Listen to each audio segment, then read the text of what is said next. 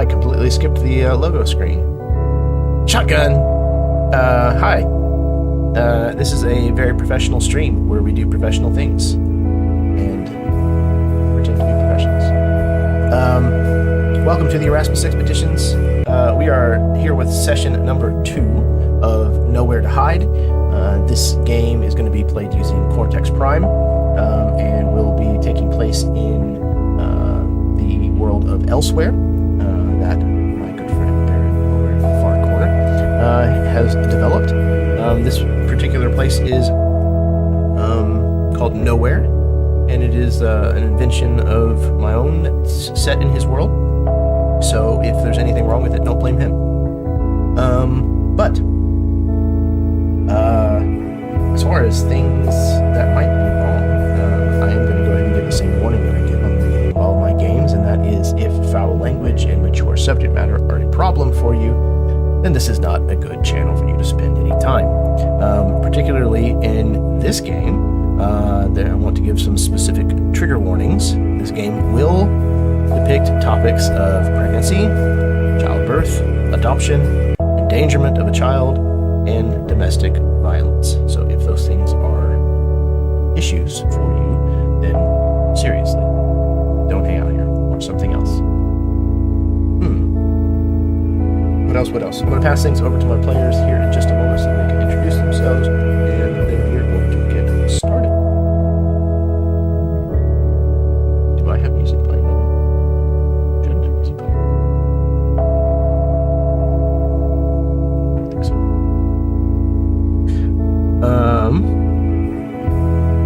Music is pretty loud on YouTube. Is it still playing music on YouTube? Yes. Interesting. And it's showing me that it's got the overlay. Showing the overlay, and I can hear you, but the music is super loud over top of it. Why is there music playing? Oh, I know what's going on. Oh, bad. Hang on, everybody. Hang on.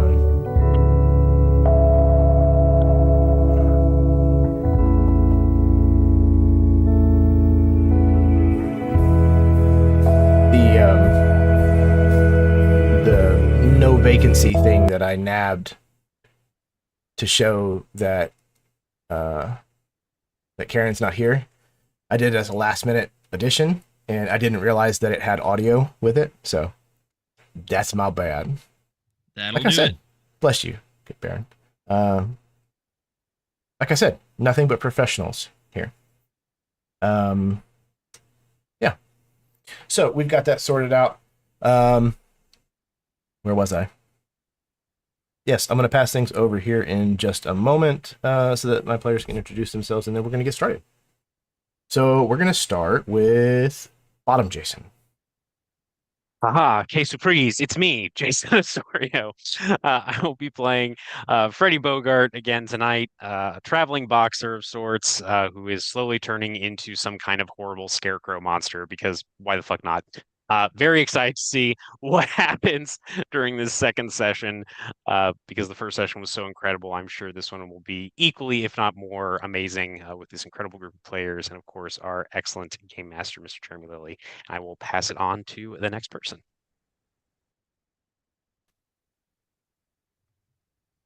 I guess I'm the next person. You're the next person. I'm Nathan, Dimension 119. That's where you can find me on all the socials. I am also a co-host over on Two Beards and a Producer on YouTube. We talk about survival games, mostly Project Zomboid and DayZ, and we'll be getting back to that very soon. I'm pretty excited for that. When I'm not there or lurking in Discord, I'm here as often as possible with Jeremy and whoever else he has at the table. I have a lot of fun here and get here as often as I possibly can. Tonight, I think my overlay's wrong. Tonight, I am playing the Moist Fella, and I can't wait to reprise that role and see what happens. Yep, absolutely. This is episode 2, the remoistening. So there you have it. Speaking of, No. Jewish. Don't you have don't no you fucking control dare. over this. Don't you fucking dare. Speaking of remoistening, Baron. Hey guys, I'm Baron. I ran a game on this channel the last couple of weekends. It was pretty dope. Check that out. I killed everybody. Spoiler. Um, I'm planning on doing another game in April, so come check that out. Other than that, I'm going to be playing Cornelius Bradburn, remnant of the Dust and Steel Rebellion, and a man with nothing but eyes for the horizon in the West. Too bad there's no maps that really show you how to get there in this place. Indeed, indeed. All right. Next up is Sarah. Hooray! Hold on just one second. My tiny one is coming in. All right. We're going to go with Top All right, Jason. Jake. Did I hear top, Jason? Indeed, sir. Indeed. The top. Well, hey there, It family. is time.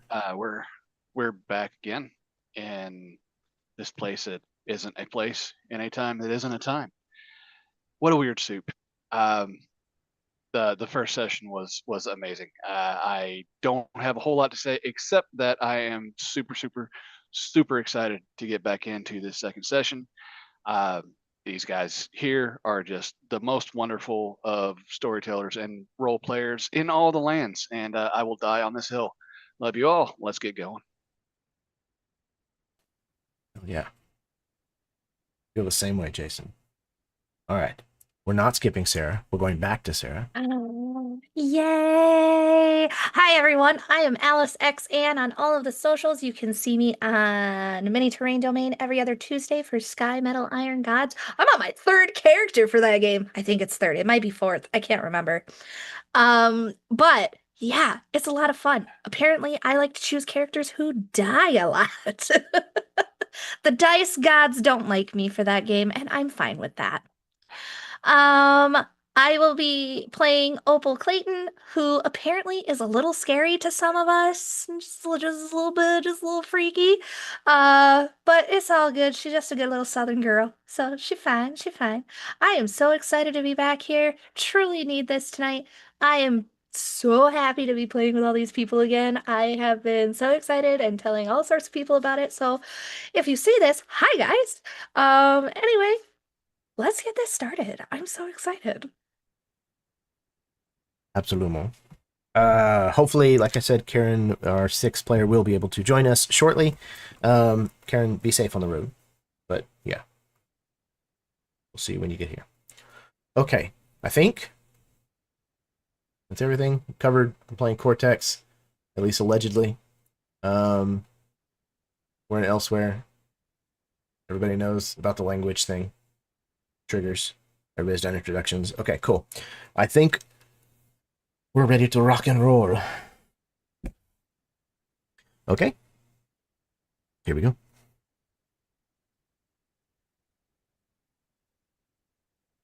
There's a fine line between tradition and obligation, and only the narrowest of distinctions separates community from conformity.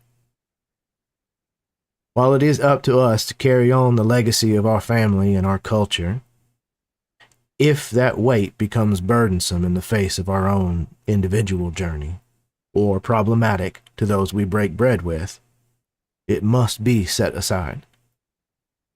To gorge ourselves on the regret of ritual merely because it is what came before us flies in the very face of any beneficial groundwork our ancestors laid. It is not for us to cling in awe to the frameworks that were built for us, but instead to expand beyond those boundaries in a way that rings true for us in the circumstances of our own time and place and life.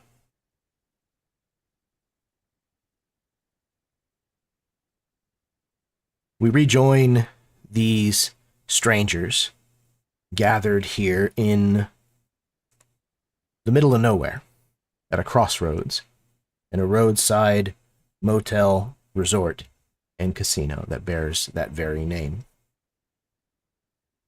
The rains are still coming down, and we see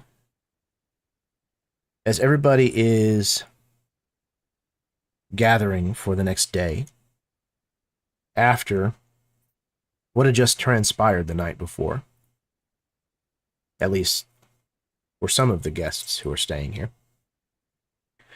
Robert Hampton, facing the prospect of not having much time left to live, confronted those who had stolen his faith from him in his youth. Both Patterson and Freddie had come to his aid and helped him dispatch some racist fucks. So the next morning, what is the conversation like? What's happening as we see the motel starting to come to life?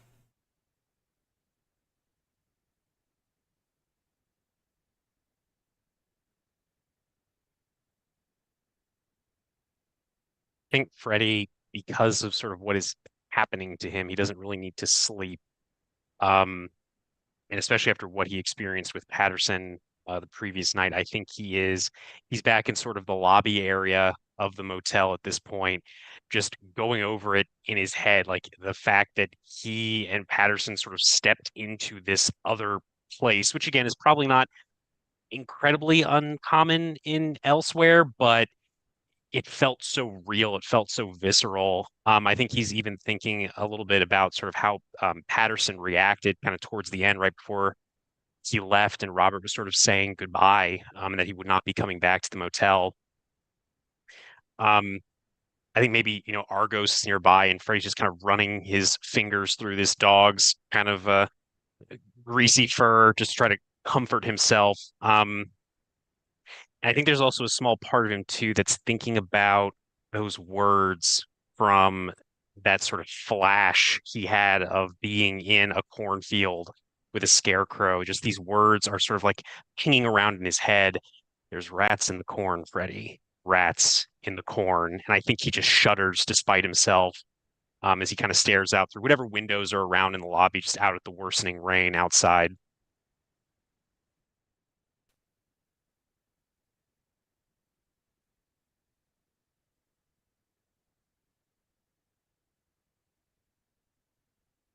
I think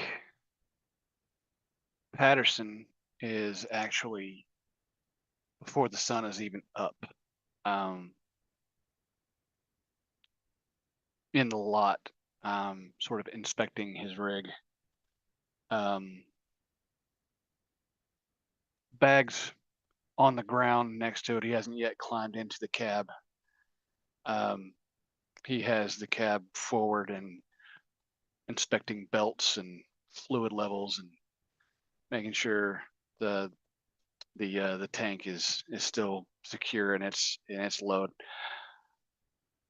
But in his head is still the ringing of gunfire and the juxtaposition of Klansman faces with German faces with horrible shadows in the dark, echoes of screams and gunfires ringing through his head.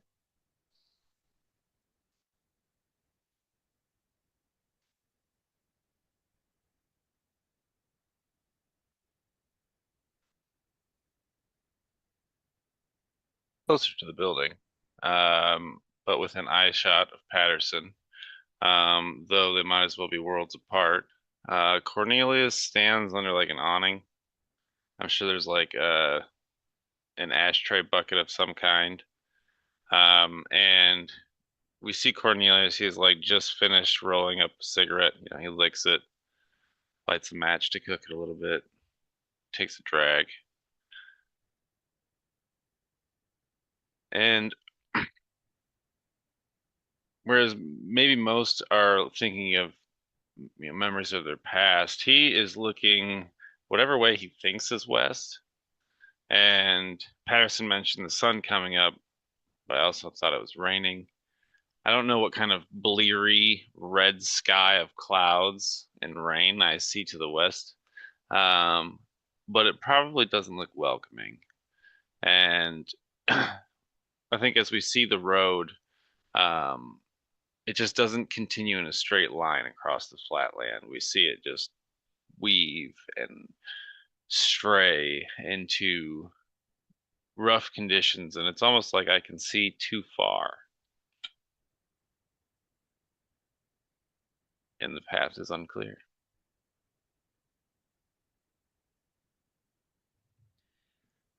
I don't think that Sam has actually left his room yet. I don't think he slept very much last night either. I think that his last kind of scene was him looking at this photo that was very evidently from a crime scene that he investigated, and I think that he had maybe a couple of hours of fitful sleep after that. But I think when the camera sees Sam,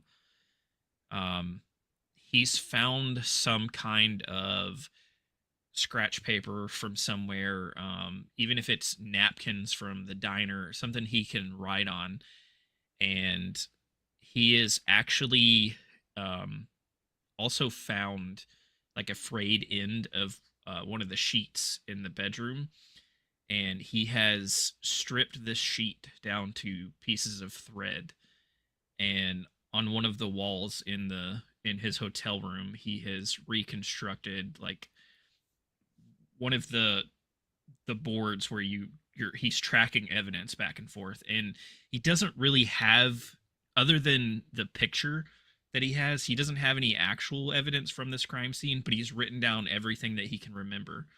And he's feverishly just standing back away from this wall and feverishly eyes darting back and forth from all of the notes that he's made, trying to put some pieces together, since this kind of desire to solve this case has been re-sparked in his mind by recent events and recent encounters.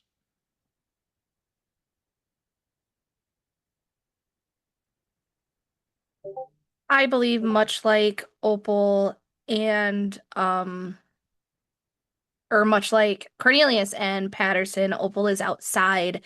But instead of, one's looking to the future, one's kind of stuck where they're at. Opal is literally just walking around outside looking for spiders. She's looking for spider webs. And I imagine she'll find one that has made this beautiful web on a bush. And she'll even talk to them and ask them if she can have their web, and she will move them to a safer place. And I believe that that's what she's doing in the morning, kind of like gathering what she needs for the day.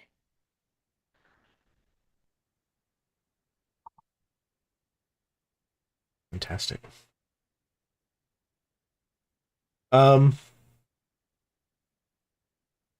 So someone, doesn't matter who, just a volunteer, it's outside.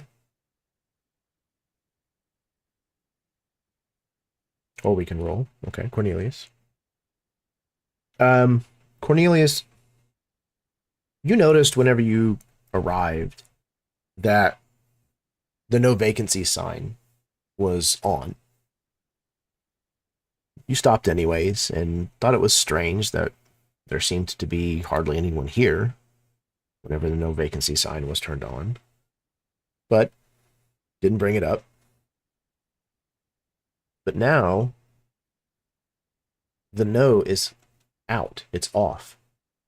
It shows vacancy. Doesn't seem to have been really much change in who has come or gone, other than Robert Hampton and Casey, since you've arrived. But that's definitely changed.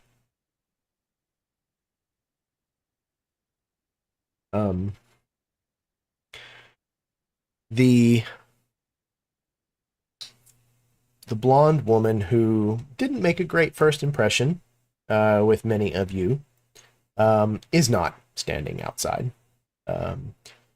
She is somewhere, probably in the dining area.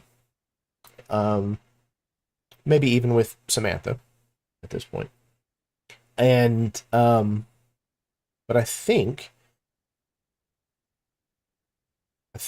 Knuckle Duster has definitely joined y'all, kind of under this overhang or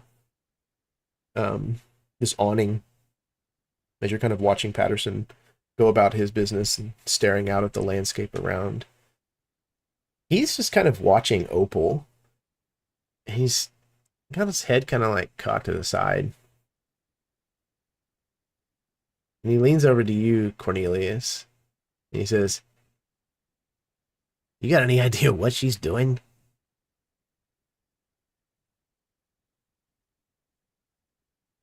Nope, and I didn't ask.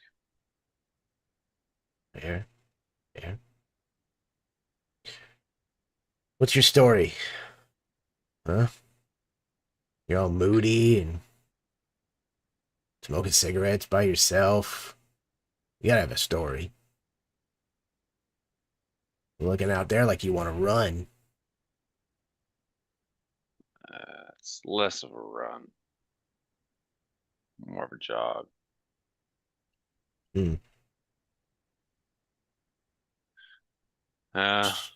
As for my story, well, I worked hard for a scrap of land that the authority came through and decided that they were going to build a highway over. Furthermore, the company that I worked for felt as if the union that they contracted through was of a too steep a price. Found some scabs to pick up the labor.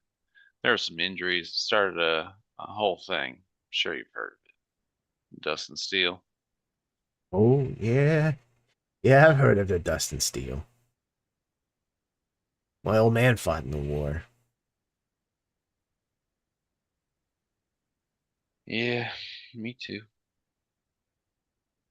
So, now you're out here trying to find out how you can stick it to the man, right? Well, you see, once I got back home, it turns out the authority was still able to buy my land and pave it over before I could get there to do anything about it. So I don't exactly have anywhere to go back to. And well, the East is getting awful crowded these days. No real room to stretch your arms, stretch your legs. But out there, and he points with a cigarette. You can do anything out there. They say there's heading, gold in the hills. And I've heading to never the seen West the Coast, huh? never seen the other ocean before. Wow. You got a lot of miles ahead of you. Although, he kind of like looks around. Maybe you don't. Hell if I know. Who's to say? All I know is there's a lot more miles behind me than are ahead of me. At least that's what I'd like to believe. So I might look moody, but I'd like to think I'm hopeful too. All right, I hope that works out for you. Appreciate it. He kind of looks up suddenly in Patterson's direction and kind of hunches his shoulders, pulls up the collar of his jacket against the rain, and he kind of goes running out there. You having engine trouble?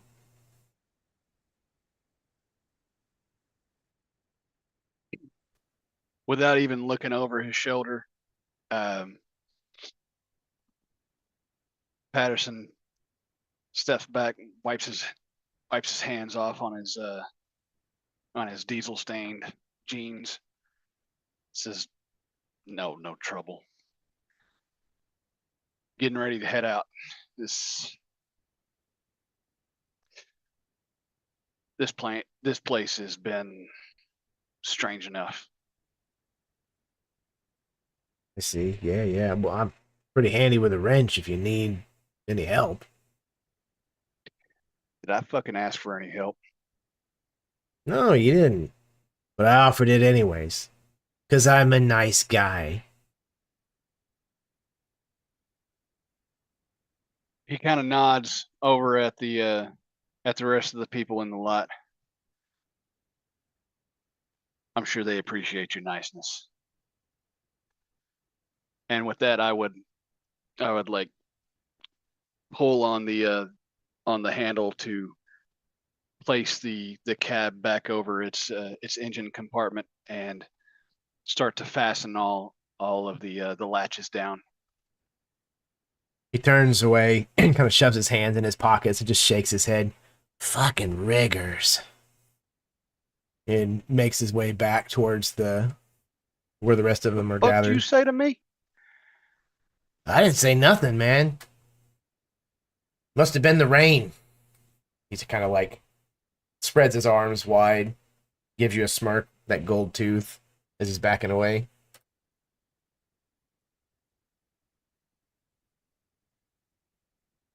Then he would turn and grab his duffel bag, open his driver's door, and then like toss it up onto the driver's seat. Kind of pat his jeans to make sure that he's got his wallet on him. Open. Is it pouring down rain, or is it more like a drizzle here? As of right now, it's more like a drizzle. Okay. Just pull out the bills that he has in there and just starts counting what little cash he has, preparing to go pay for the room.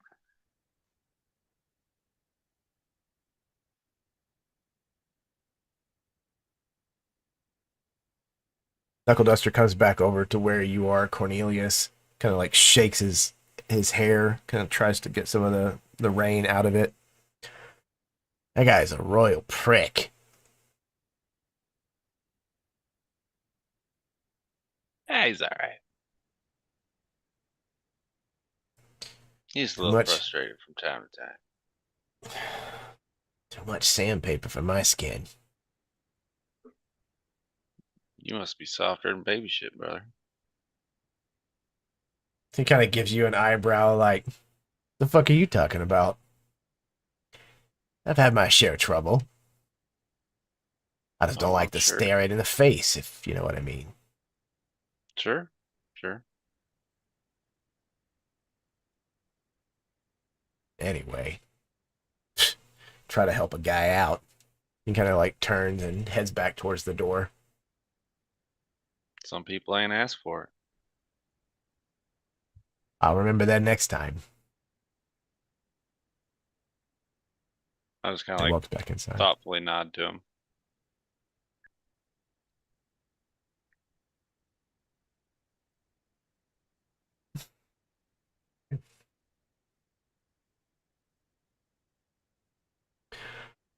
For Cornelius will anyone, follow him back inside.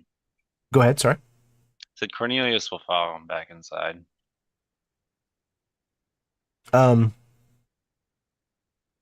You come back inside, and you can hear some conversation, taking place in the dining room.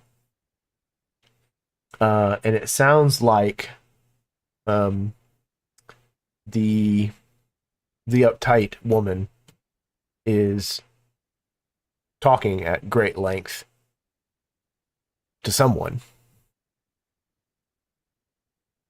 going over some kind of accolades that she must have acquired at some point in her life. And after a moment, you realize that she's talking to Casey, the young pregnant woman. And then their conversation kind of like drops in volume. And you're pretty sure that you overhear her basically trying to tell this young woman that she should set aside her career, set aside her desire to be a famous musician, settle down, start a family.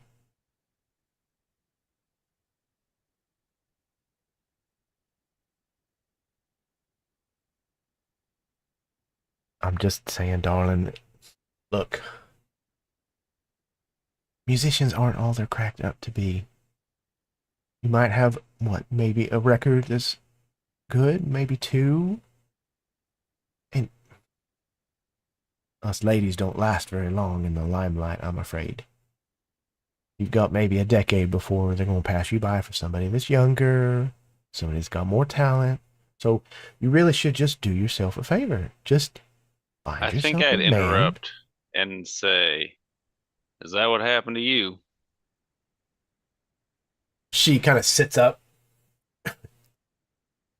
Of course not. I'm not a musician. It just sounds like you're talking from experience, is all. Figured I'd ask. I have friends, you lug. My apologies. She kind of rolls her eyes behind her rose-colored glasses. So I was saying. She kind of turns back to Casey and continues. Just find yourself a man.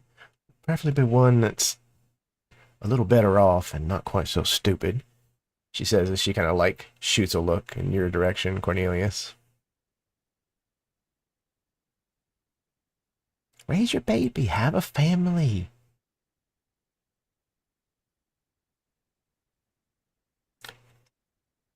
Just speaking of your family, where is your family? And Casey kind of gets very kind of withdrawn when she mentions this. Well, my family, well, they don't exactly approve of what I'm doing. Matter of fact, they don't approve of much of what I've done most of my life, I think. Well, I don't reckon I need them. You know, I'll find a family if that's what I want. You know, I make friends pretty easy. And the other woman kind of places her hand on the back of Casey's. Well, I'm your friend, dear, and I'm telling you, I know what's best. Trust me.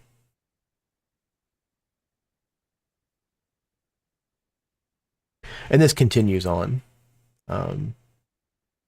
It's pretty clear that this woman has very strong opinions on the matter.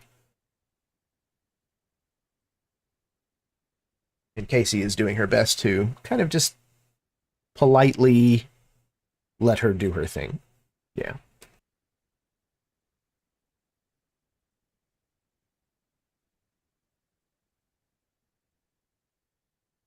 All right. I do think at some point, maybe when Cornelius comes back inside from the rain, I think Freddie was sort of watching the interaction between um, Knuckle Duster and Patterson, and I think he kind of narrows his eyes and he's going to get up and he's actually going to go to the ledger that Papa Harlow was kind of having us write our names in. He's going to try to find Sam's name and hopefully his room number as well. And he's actually going to go and try to find Sam if he can. Yeah, I imagine that Sam used his real name in the ledger. Oh yeah. Okay. Yeah. Then yeah, Moist not fella. difficult at all. Yeah, moist fella. It's Moist the one fella. where the page is like dampened. Yes, yes. It's all blotchy. It's just So a the- smudge at this point. It's just so yeah, I think Sam, while you're looking at this sort of arrangement of things that you have in your room, you'll just hear this like very firm but somewhat restrained knock at your door, and then you hear Freddie's voice saying, "Hey, Sam, you got a minute?" I think Sam just says come in. I don't think he even turns from the wall to see who's about to enter the door. Yeah, and Freddie will turn the doorknob, step inside, see this sort of setup, and his eyes widen. He says, "Whoa, you've been busy. Everything all right? What is all this?" Sam just kind of scratches his forehead and looks to you and says, "Well, this is all I can remember from a case that I investigated about 10 years ago, and I don't know for sure yet, but I think someone here may be connected. Someone that disappeared 10 years ago may be connected. And seeing her face has brought all of this back, and I'm just trying to figure it out. You talking about Casey or Opal or Samantha or the blonde lady? Who are you talking about? I believe I heard whenever you were signing the ledger for Samantha, I believe the name was Green that she gave, if I'm not mistaken. Yeah, Samantha Green. That's what she told me anyway. Well, I think the crime I investigated was the murder of her husband, and I think she may be the one that disappeared 10 years ago, directly after the murder. No, as far as I know, if she's who I think she is, no one's seen her in 10 years. Freddie frowns, kind of tugging at this bushy auburn mustache. As you say this, Sam, his eyes narrowing, and he says, I probably don't need to tell you this. You seem like a kind of looks to the spread that you have going on. You seem like an intelligent fella, Sam. There's something going on here. Something I don't rightly understand. You said it yourself last night. It seemed like everyone's just a little bit confused. This person from this case you said you worked 10 years ago just happens to show up here. We got kind of furrows his brow and then shakes his head as if he can't believe kind of what he's about to say. Last night, Patterson and we went into Priest, Robert Hampton, into his room because we heard music. And when we opened the door and stepped through, we ended up in some kind of partly destroyed church surrounded by hooded fuckers from the Klan. And with the Padres' help, we laid those fools out, and it was just. But I stepped back through the door. Patterson went first, and Robert chose to stay. But I closed the door, and I was back in the motel. It's just something. I've been talking to Opal too, the younger looking woman with the dark hair. She's tilts his head as he looks at you for a moment, Sam, and says she thinks it has something to do with the weird. I don't know if you truck with anything like that, magic and such.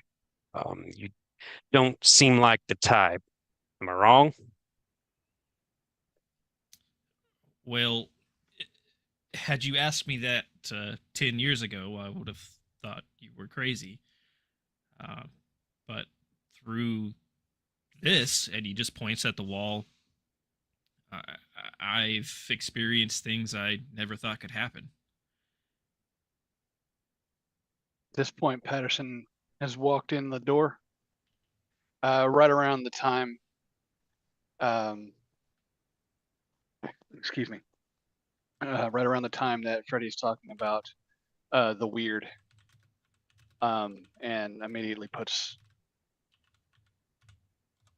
what he thinks he's hearing into what happened last night, and he'll look around to make sure it's just us here and there's no extra listening ears, and we'll start to approach. Yeah, I mean, Freddie was talking to Sam in his room, but maybe he didn't close the door all the way, so that would allow Patterson to kind of hear that. I think that would make sense. It sounds like I guess Nathan has to change his battery real quick. I'm good now. Sorry. Oh, you're good. No, you're good. Yeah. So I think Freddie will nod at that. Sam, not even hearing Patterson's approaching footsteps as he gets closer to the door.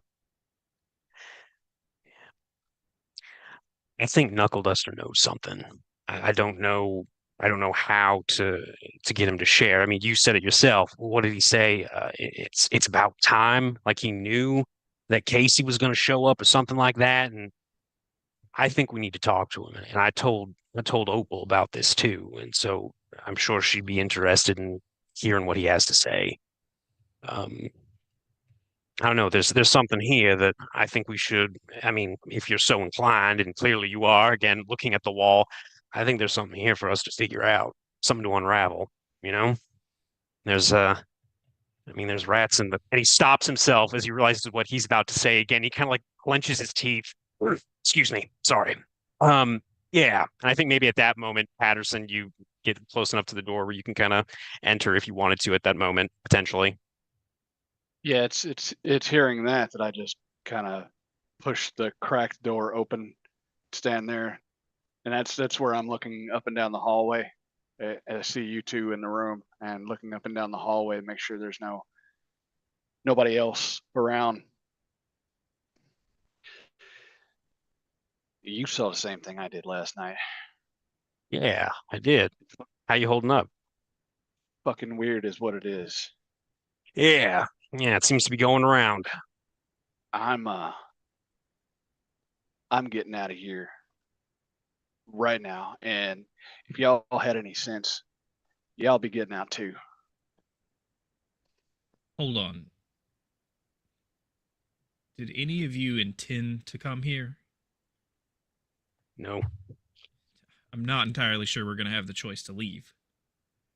I know I wasn't really on my way anywhere, but it definitely wasn't here. That's what Opal said too. She was just, what'd she say, following the wind or something like that? She didn't mean to come here either. So kind of looks to you, Patterson. I think Sam's right. I don't think you're going to be able to just drive away as much as you may want to. I'd like to see What? some bitch try to stop me. What room number was this room that the three of you went in last night? It's 307, I think. Is that right, Patterson? You remember? I thought it was 307.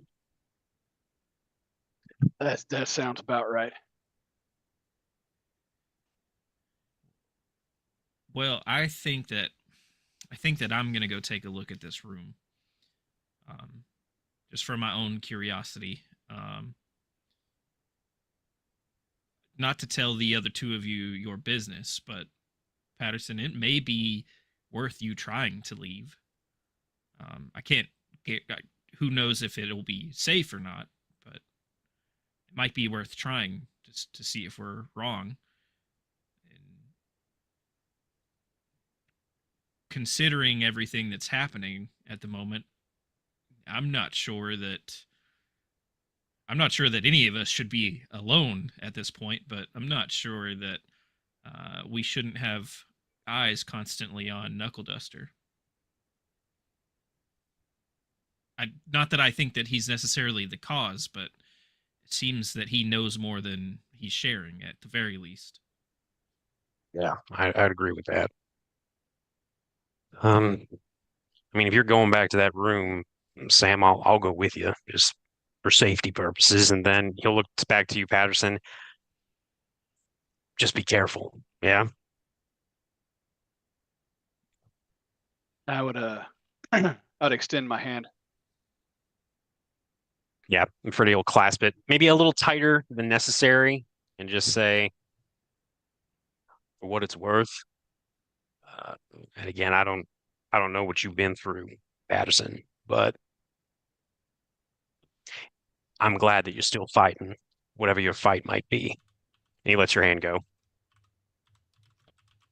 I'll kind of the brim of my hat, and on the way out the front door, I'll leave what I think the room was worth, and maybe a little more in cash.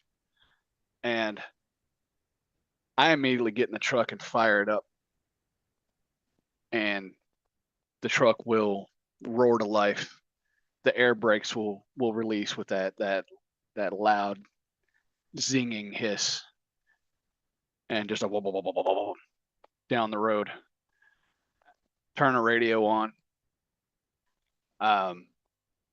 Flip through stations. Can't find the one I was listening to last night, and it's frustrating me.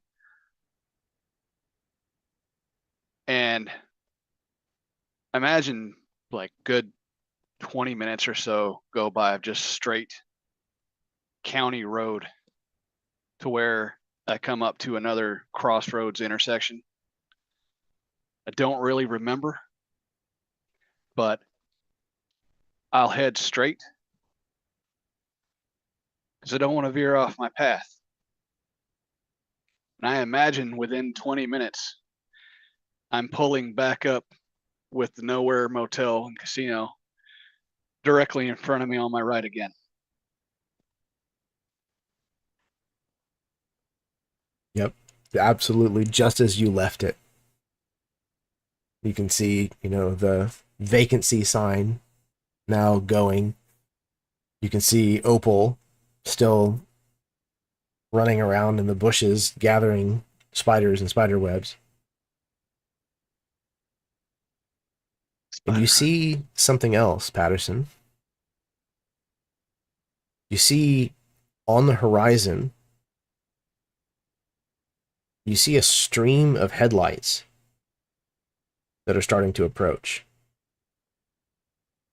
And from this distance, the time that you have spent on the road, you can tell that these cars are like single file. The headlights are identical to one another. And they are like equally spaced apart. Oh no, I know government convoy when I see one. I am gonna cuss loudly in my truck and just like punch the roof of the truck like, motherfucker! And death grip the steering wheel for just a couple of minutes, trying to gather my senses. I'm not insane. I'm seeing what I'm seeing. What I'm seeing is real. What I'm seeing is real. Fuck, what I'm seeing is real. And we'll pull back into the parking lot of the motel and casino resort. As you go to exit your truck, Patterson, you push the door open and start to climb down. And as you are pushing the door closed, your side view mirror, the tall rectangular one, you clearly see Ridley standing behind you.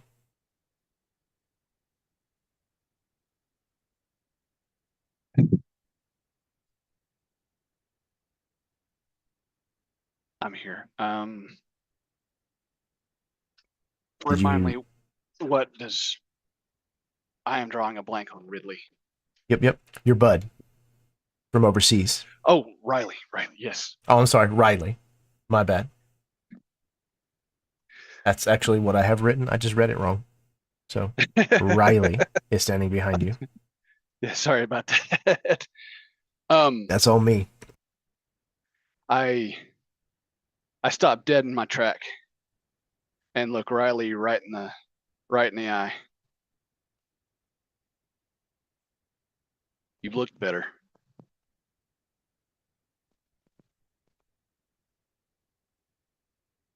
He stares back at you in the reflection over your shoulder. And he pushes the small framed glasses up his nose. And he says, "Things never were the same, were they?"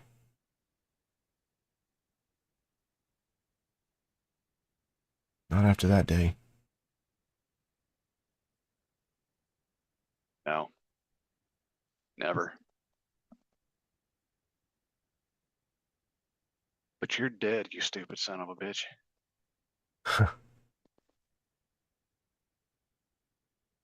You sure you're not?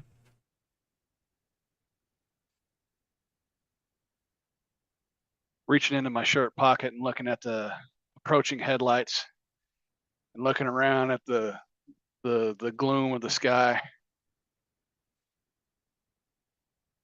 Pull that cigarette out, like light it. No, can't be too sure much.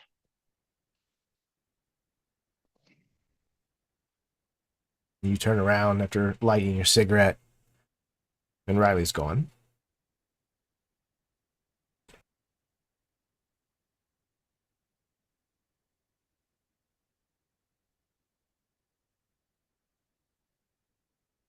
In my leather jacket, in the left-hand pocket, is a familiar feel of brass knucks.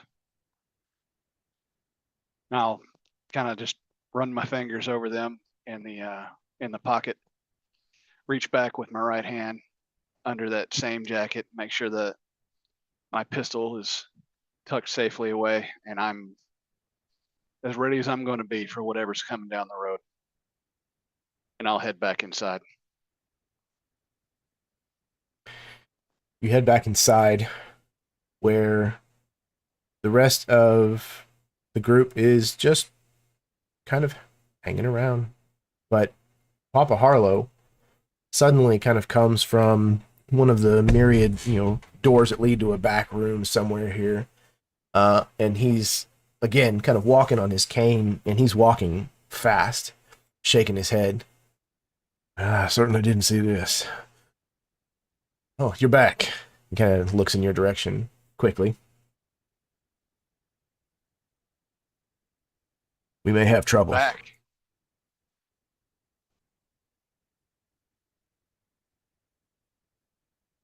Yeah, trouble could be something to describe this. And I'll walk over to him. Who's around him?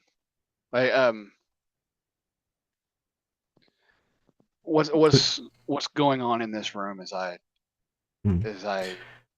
walk in? So I imagine that this is probably in the main entryway, where the front desk is, and you can see into most of the areas that kind of branch off from here. So Argos is here, laid on his little, pallet that's off kind of in the corner. And Harlow is here, but I don't know if anybody else is here at all. Okay, good. I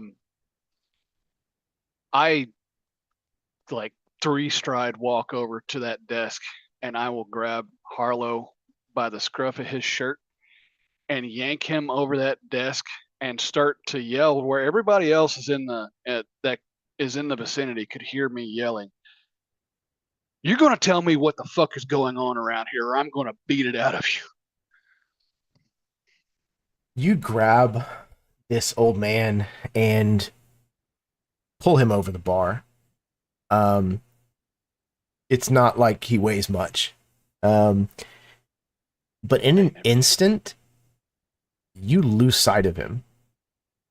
And suddenly, he's standing behind you. And the things in the room that could be moved by wind are rustling. This motherfucker just very quickly made a 180 around you to stand behind you. I'm going to throw a punch. Okay. Let's get a roll. That's right. Can Opal walk in on this? Absolutely. I mean, he particularly said he was being loud enough for everyone to hear him, so I definitely think that you hear this unfolding. Oh, yeah. Opal is going to walk in after hearing a bit of commotion, and it's going to be her usual sunny demeanor at first. She comes in and she's like, Mama, what is all this noise? And it's the moment that she says noise and she sees Patterson basically cocking back.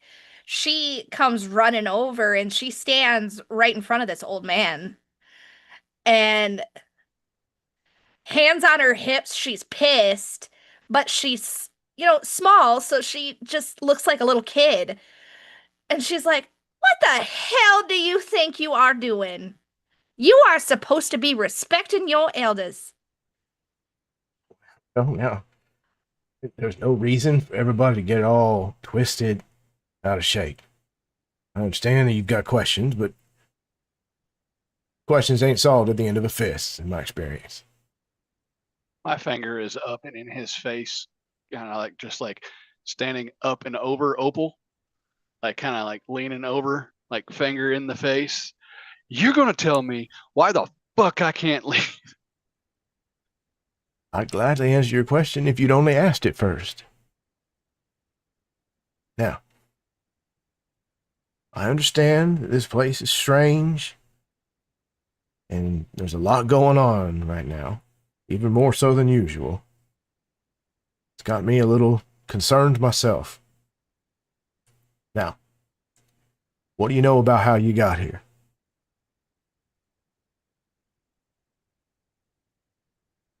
I'll kind of back up a half step.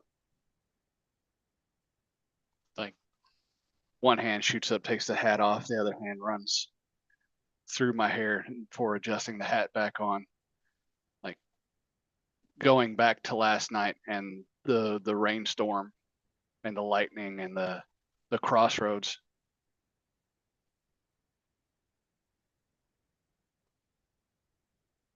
Heading west out of Sweetwater. Mm-hmm. Mm-hmm. And you? He kind of looks down to Opal. How about you? I I was just walking through the woods, and I don't know what came over me, but suddenly I just closed my eyes and let the wind carry me, and then I was here. And do you live anywhere near Sweetwater? I don't believe I do, no. I don't get out much. I live deep in the woods. There ain't no trees near Sweetwater. This place ain't really a place. Ain't really a time either. Nowhere something else. Something special. A little bit of power that I've managed to hold on to all this time. The only way you can find yourself here at Nowhere is if you were lost. If you found yourselves at a crossroads. My job is to try to help those who need guidance. Open a door for them, if you will. Help them make a choice that might lead to better things. Each one of you are my guest. I'm going to do everything that I can to make sure that I send you on your way in the best direction I can. But somebody is a saboteur. My sign has been vandalized. That sign outside reads no vacancy for a reason. Now it's been sabotaged. And now anybody can find this place. I have no idea what's coming next. But he pulls it out a key from his pocket. It's identical to the one that he gave to Robert Hampton, for anyone who happened to notice that one. But regardless, at the very least, Patterson and Opal see it now, as he extends this key in Patterson's direction. He explains, kind of in a lowered voice, "This is the key of the Herald. When you use this on your room, it will take you to a moment in your life that you have to confront. It may be difficult, it likely will be, but you must face this challenge if you want to move on. If you want to end up in a better place than you were, a place of certainty before you came to Nowhere."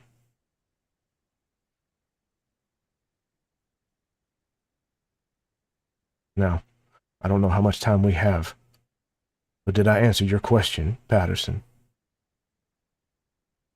He'll look at that key, and again that flash of last night standing in a church that wasn't supposed to be there.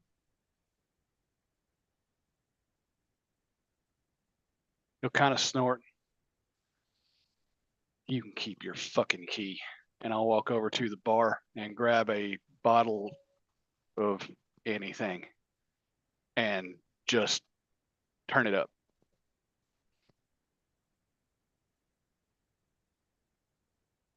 So what's your plan then? Drive your truck off the lot again tomorrow? The day after that? Pick a different direction every time you leave?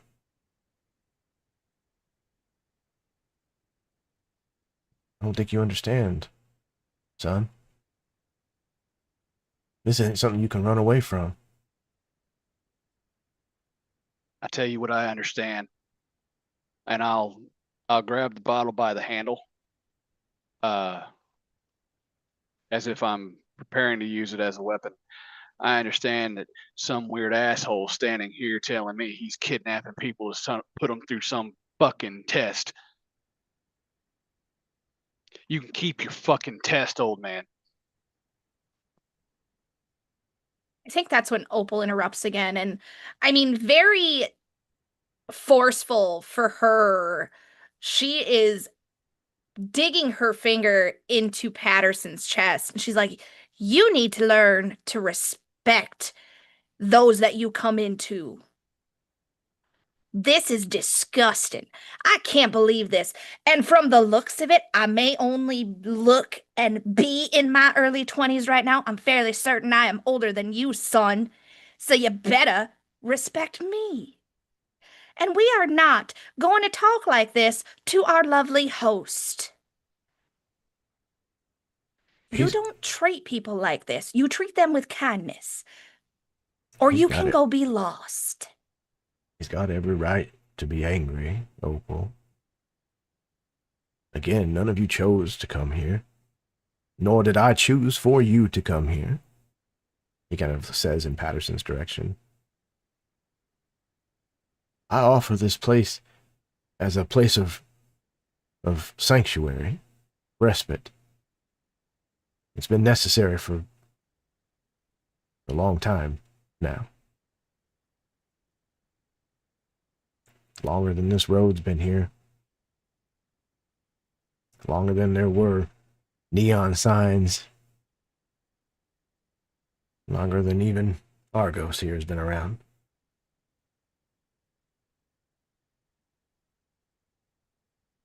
I don't think that it's going to be around for a lot longer, to be honest with you.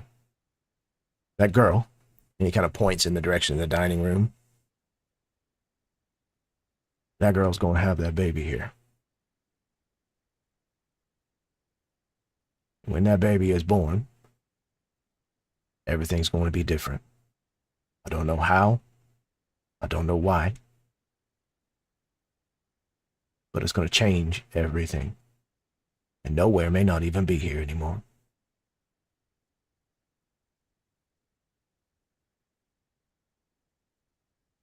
You ended up here because you were chosen, for all I know. The fates had you in their sights. It's up to all of you to make sure that that woman has that baby safely and that she is able to make her choice, confront the trouble that she's facing. You're the stewards of that choice, whether you like it or not.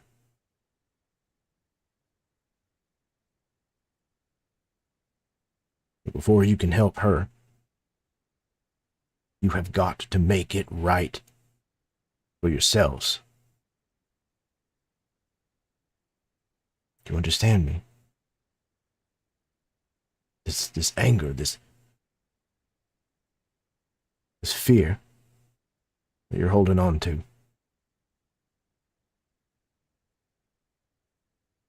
It has to be fought back against. You cannot ignore it any longer. You cannot put it in your rearview mirror and simply drive away.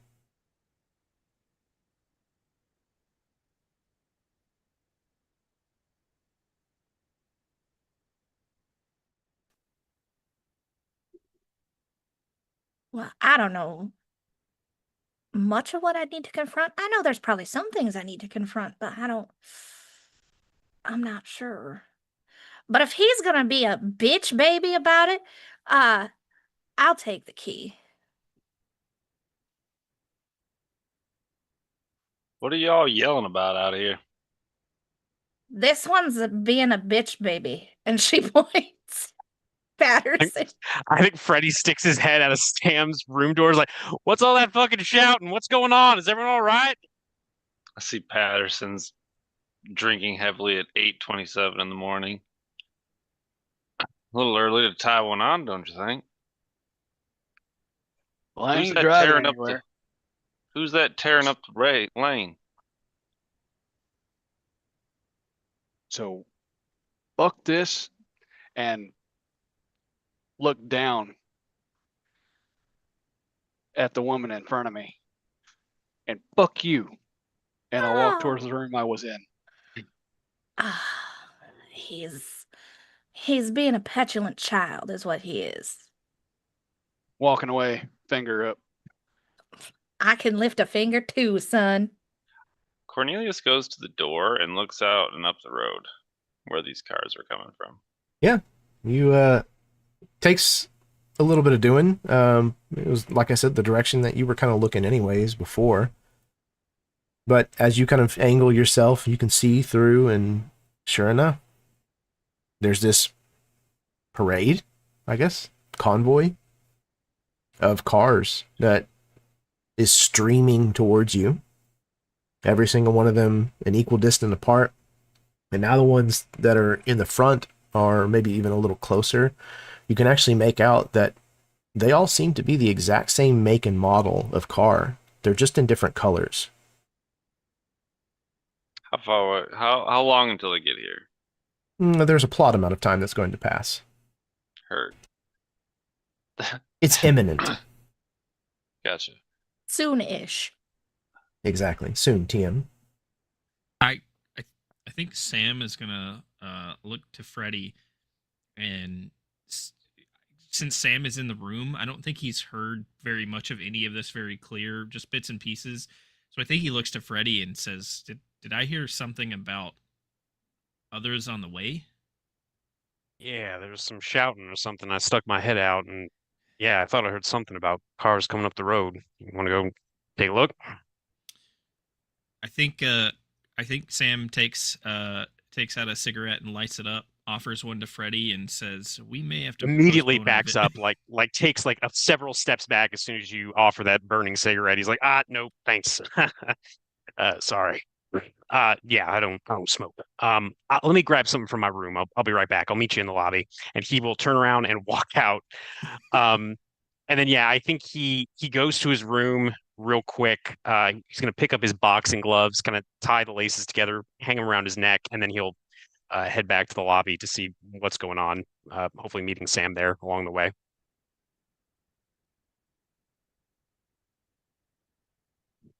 Okay. Yeah, you absolutely can reclaim anything that you wish from your room. Kind of gathering back in the lobby if you'd like. Sounds like Karen is ready to join us. Nice timing. Juggle up windows and such once she gets in the call.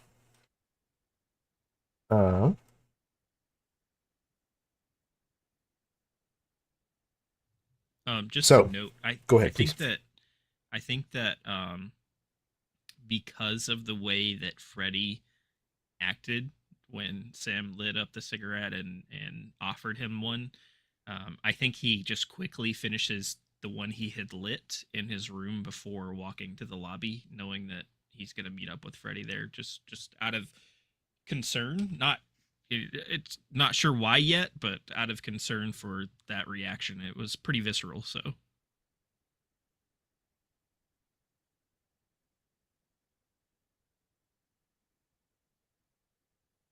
Is there any other conversation that is taking place or questions that are being posed of Papa Harlow?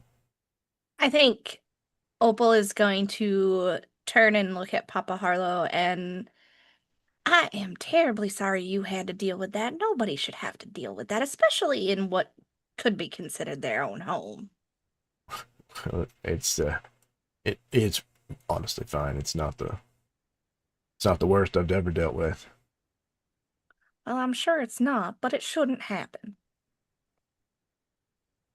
Well, I appreciate you taking up my cause.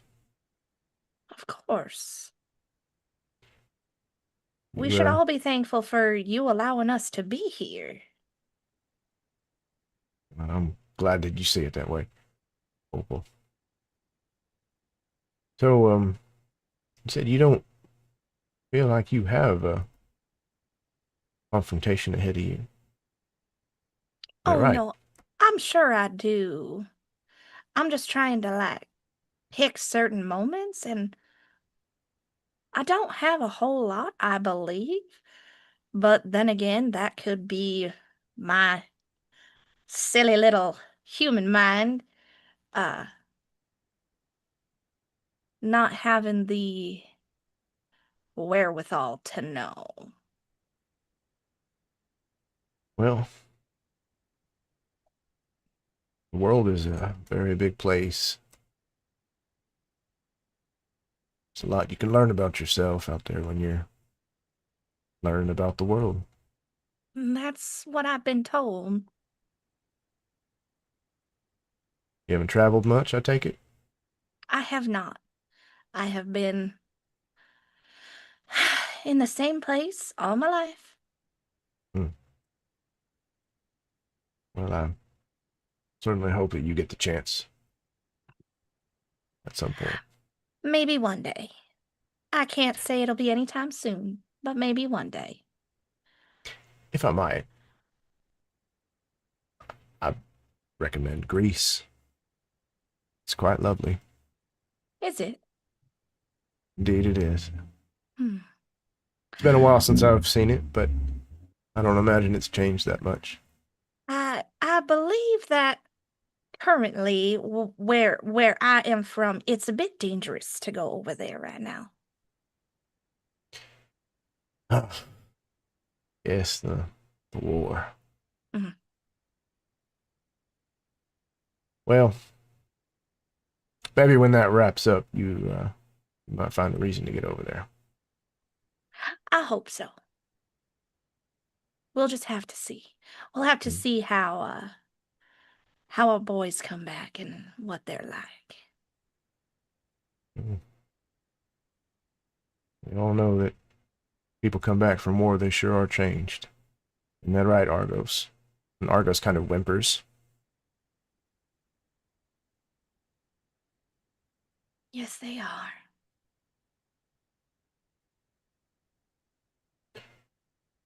What do you see out there? He calls over to you, Cornelius. Where you obviously are like peering out the front door over and over again. The authority, if I've ever seen it, and I'll come back inside. Noticeably less enthused about the situation. Authorities.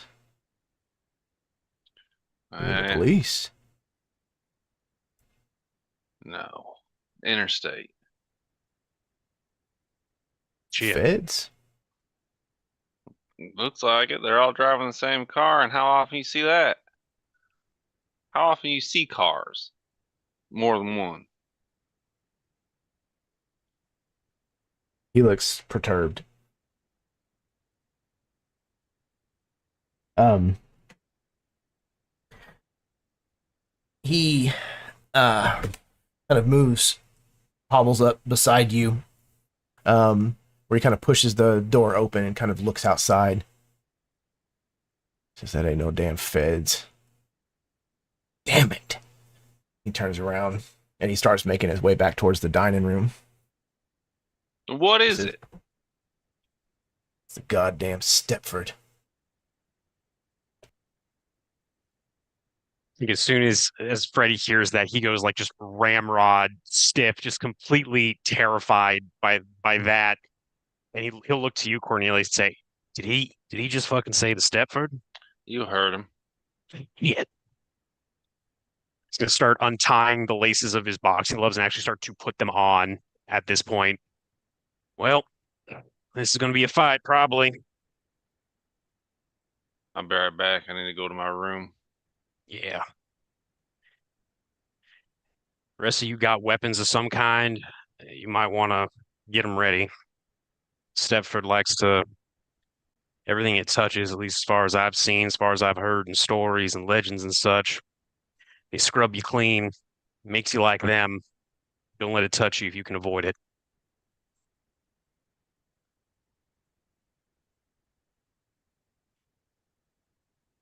Cornelius is gonna go to his room and grab his things. Puts on his Union jacket. We see Union 463 on the left arm. He's got like a tool belt on now. Like a big pipe wrench.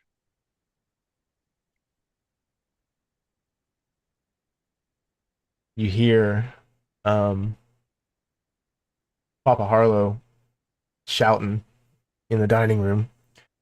Sounds like he is berating the woman that all of you are in love with.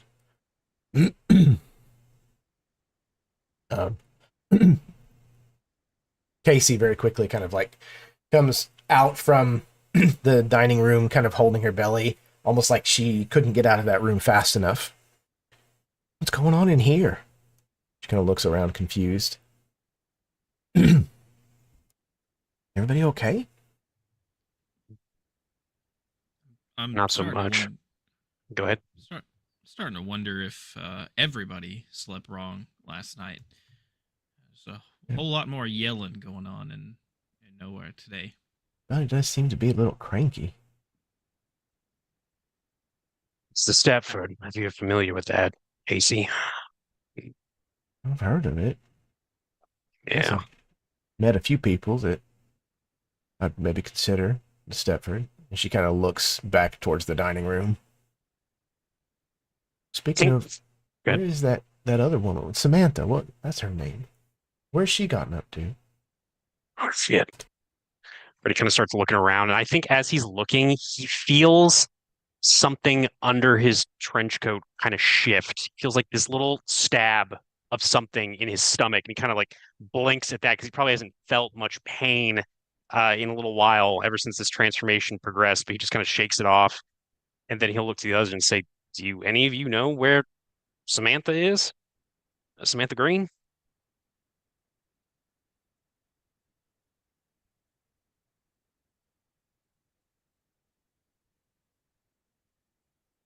Like she was always there. She just pops up behind you like, oh, well, I'm right here. Oh, all right. I've always been right here. Yeah. Oh, good, good. How you doing, Samantha? Scared the shit out of me. I'm terribly sorry. I Oh, did no, not no, mean to do that. listen. No, it's not your fault. Just not paying attention, I guess. Kind of like rubs his abdomen. He's like, "What the fuck is going on?" But then he shakes his head and he says, um, "I think, according um, to Papa Harlow and Cornelius, and I kind of like looks out the window. Seems like to me we got some folks maybe touched, twisted by the Stepford on the way. Do you know much about that? Anything about that?"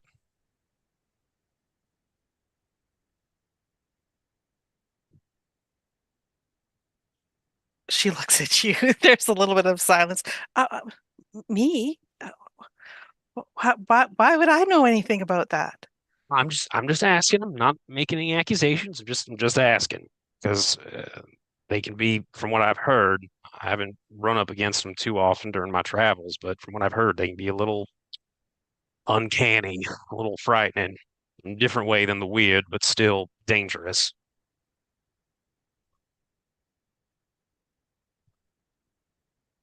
So is there something we should do? Get ready if you got, I don't know, kind of see you. If you got a weapon, if you can defend yourself, I don't know what gifts you might have. Um, get ready, essentially. what it boils down to. I think Sam watches Samantha very closely when Freddy mentions weapons or abilities or kind of this whole conversation of defending oneself.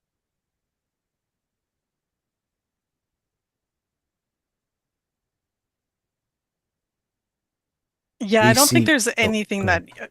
from Samantha's point of view, where you would see anything cross her face about that.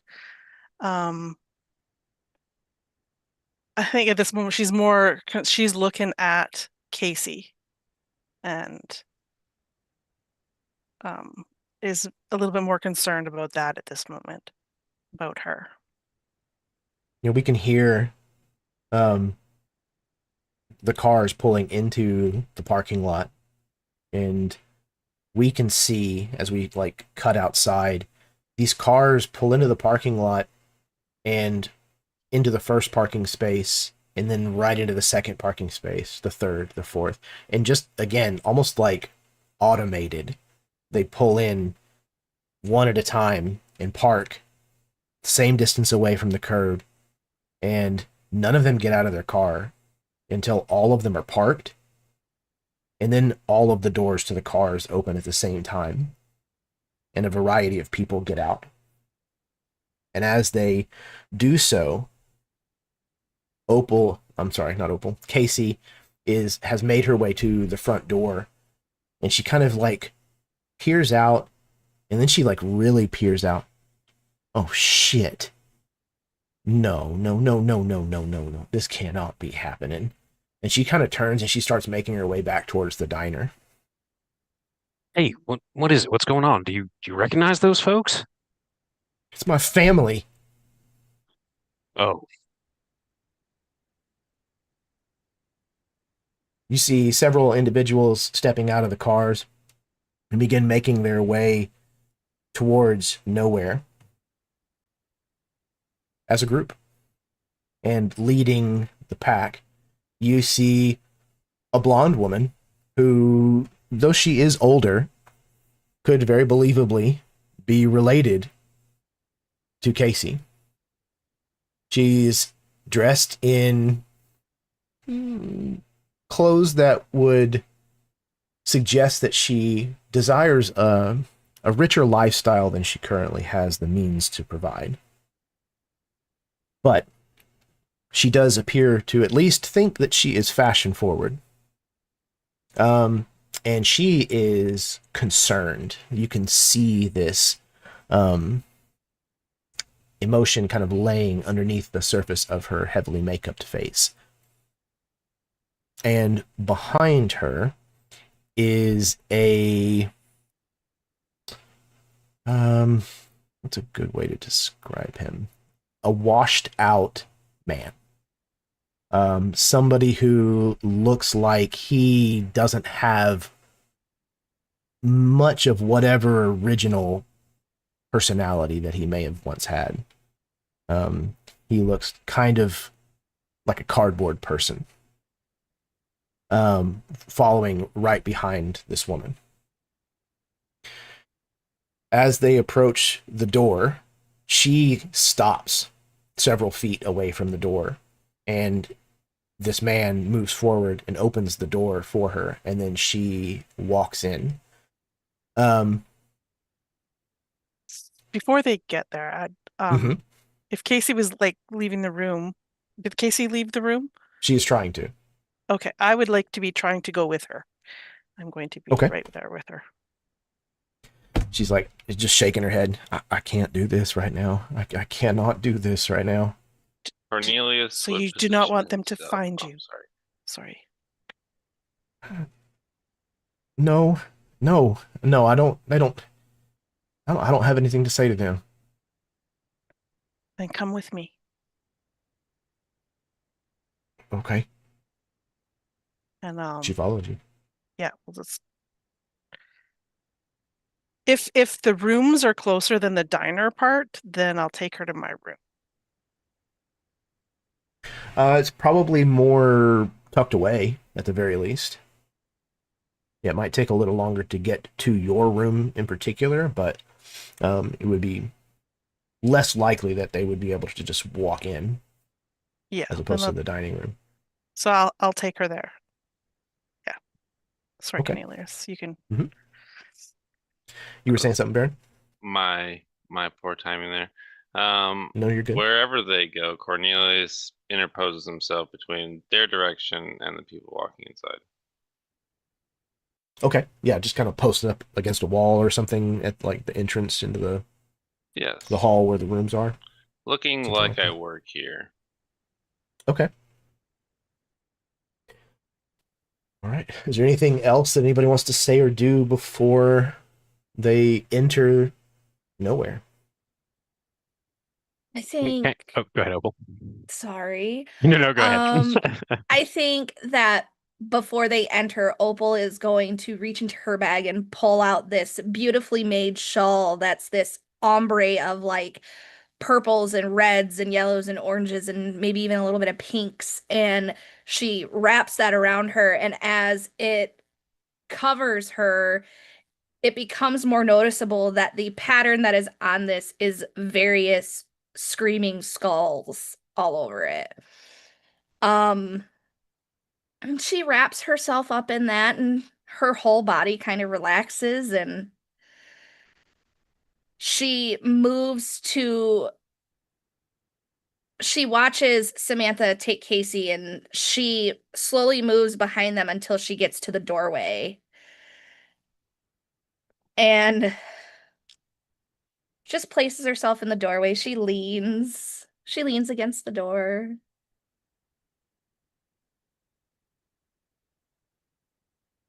I think Freddie will find a chair, just being against such a large, sort of bulky individual. Since I know Cornelius had stated he kind of interposed himself, plus Opal's up there, plus Sam is in here, plus Patterson is in here. He's going to try to move kind of out of the way so these other folks can potentially address these incoming figures. And I think as he sits, he feels this like sharp stabbing pain again in his stomach.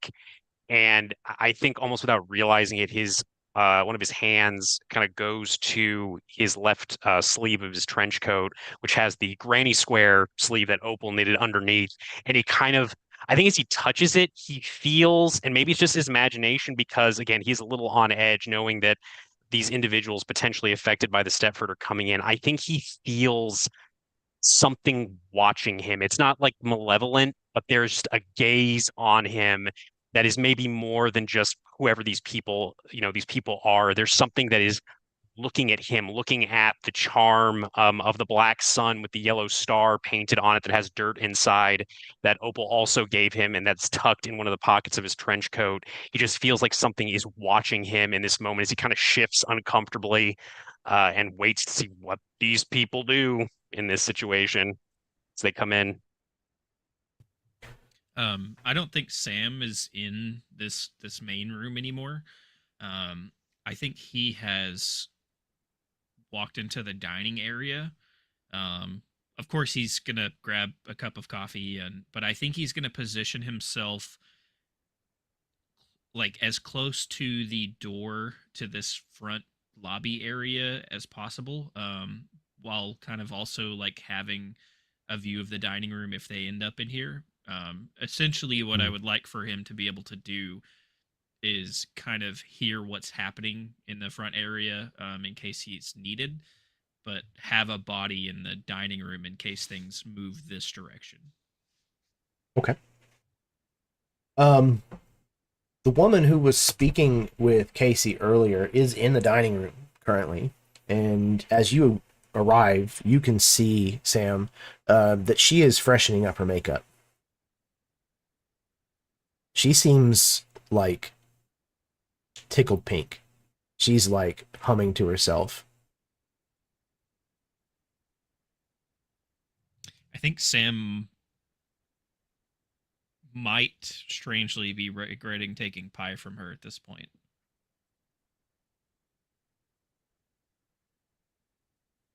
All right. This woman enters the front door of Nowhere, and Argos, kind of makes a few steps towards this group of people, but lowers his head down towards the ground, and hackles are raised. His tail is perfectly still back behind him, and he just kind of lets out kind of a low growl. She walks in and sees the dog and wrinkles her nose towards Argos. Charming. All of you have gathered in the lobby. I see. Who's in charge here? She kind of looks around the room.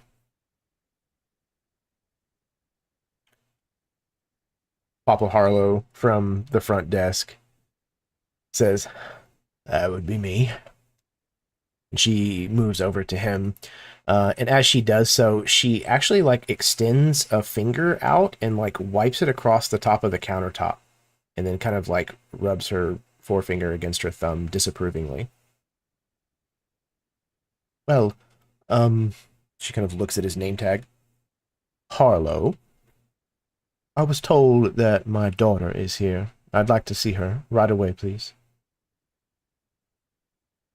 Harlow kind of gets the ledger book out. He says, "And your daughter's name would be?" And she says, Casey Allison. Could you please hurry?" He kind of looks at the ledger. "Ma'am, I do have Casey Allison signed in here, but I'm afraid that you're not welcome here." And she stops, like, in the middle of what she's doing and looks at him unblinkingly. "Do you know who I am?" And Harlow says, "I have no clue." She seems tried. Her patience seems thin. Well, what about all of you? Just standing around, mouths agape, sucking air out of the room, no doubt. You heard him. Didn't think we need repeating. "Casey," she calls out, and she starts to like make her way back towards the dining area. No, ma'am. You mistake. He said you're unwelcome here. I don't know where you're from, but where I'm from, that means leave. "I intend to, but I will collect my daughter first. Casey, Uh, get out here." afraid, ma'am, I can't let you do that. "Oh, is that so?" It is. "And there is something you intend to do about it? Mr. Bradburn. Yeah, Bradburn. I plan to escort you out. Escort please. me." Right this way. She kind of turns in the direction of the other man that's kind of with her. "Dale, do you intend to allow this man to talk to your wife in this manner?" Yeah, Dale. Do you? I think when she looks at Dale and says that, I think that is when Freddy stands up from the chair, all like 6.5 feet with his boxing gloves on, just hands hanging by his side. "Yeah, Dale, what you got to say to that, buddy?" Dale looks from Cornelius to Freddy. He kind of like steps forward, kind of brings up a finger half-heartedly. Now you listen here. Listening. Casey is our daughter. She's a part of our family. That child of hers, is going to be born and raised in Allison as well. I mean, to bring them both home with us.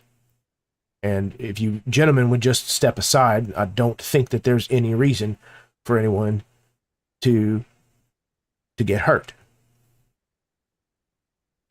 I mean, that sounds like a good plan. All parties consenting, of course, but it doesn't seem like that is the case. Unless I'm mistaken, I'll kind of like look at the room. No, she doesn't want anything to do with you. She doesn't got anything to say to you. She said it herself. I do believe that would also be considered kidnapping, since one, she does not want to go with you, and two, she is an adult. That would be She considered kidnapping, and that's when the police are called, and then we have a hostage situation on our hands, and nobody wants to die, do they? Just because you want to steal someone? she is not an adult. She is a child. She is our child. That's cute. And she needs to come home. Oh, darling. Darling. You cannot take someone home who does not wish to be home. That's right. I think Sam actually enters at this point. Did someone say police? We did, good sir. All right. Guess what, everybody? It's time to make some die rolls. Yay! We are entering our first full-fledged encounter in Huzzah. Cortex. So I'm going to bring up their stats. They have 4. 1, 2, 3, 4. Okay. Hopefully this all works. Yep, the Allison family. They have 4d6 mob dice. They have a d8 in family first. And they have a d6 in show business is no business. All right. So, I try to remember how initiative works in Cortex. I do not recall. I think that each one of you gets to go before the NPCs, if I'm not mistaken. I'm on that page, depending on like action order. It says actions and reactions. Who goes first? The GM decides who goes first in the action Perfect. order based on the snapshot of the scene at that moment. Excellent. So the players will get the chance to go first. You all have the chance to kind of like dig your heels in and stand your ground. To clarify, this does not need necessarily to be a physical altercation. The beauty of Cortex is that it doesn't rely on combat alone as a method of rolling dice. So if there's a way that you can try to build a dice pool that you think is something other than physical combat, then you absolutely can do so. We have a special effect that we want to use that requires a plot point to use. Do we still have to build a dice pool for it? Or Yes. Okay. Typically. Typically. It depends on the way that the SFX rules, but almost, or the way that the SFX reads, but almost always it's based around a roll. Okay, let me build my little dice pool then, because the minimum is going to be distinction, emotions, roll, and then if there's anything else yeah. additional we would add, correct? Correct, yeah. The prime traits are always rolled. So yeah, it will always be a distinction, an emotion, and a roll. Okay, all right. Let me see if I can figure out how to do this. Since I didn't do this last session. Let's see. So emotions. You're all good. We'll break you in.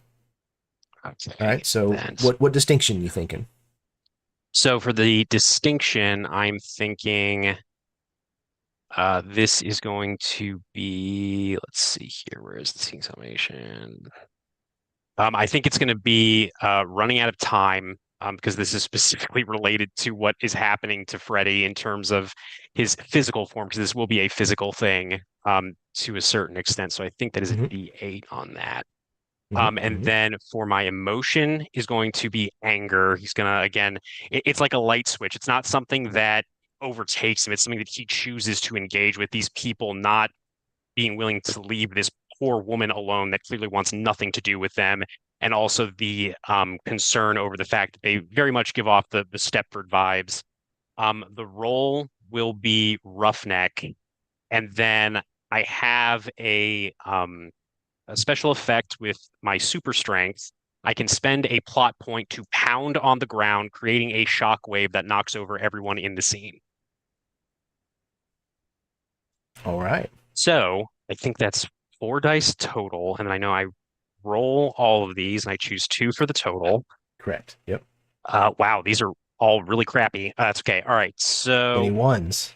no ones, just Okay. 2s and 3s. So I'll take 2 of these 3s, and then I take a third die from the pool that I re-roll. Is that correct? Or it doesn't matter what it is because that's the effect die. Is that correct? Correct. Yeah, it's just the die type that you give as your effect die. Okay, so then the total is 6 with a D8 effect die. 6 with a D8 effect die. Okay, they're gonna roll their mob dice as well as family first. Plot as well for that. I need to reroll one of these 6s. Ooh, buddy. Okay. I did get a 1, so that means that there is an opportunity on the field. So if anybody wishes to do so and spend a plot point, they can turn that into an asset, which is something that is usable for all of you and allies in the scene.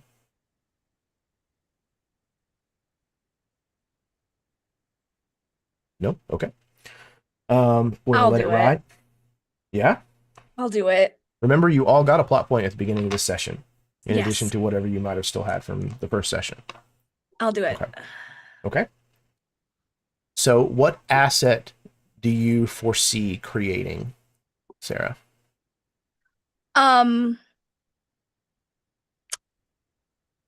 I think because when Opal doesn't really have to be physical in a sense, hers, quotation marks, technically is like metaphysical. So I think what she creates, this asset that she creates, is she pulls out this carving of a bear.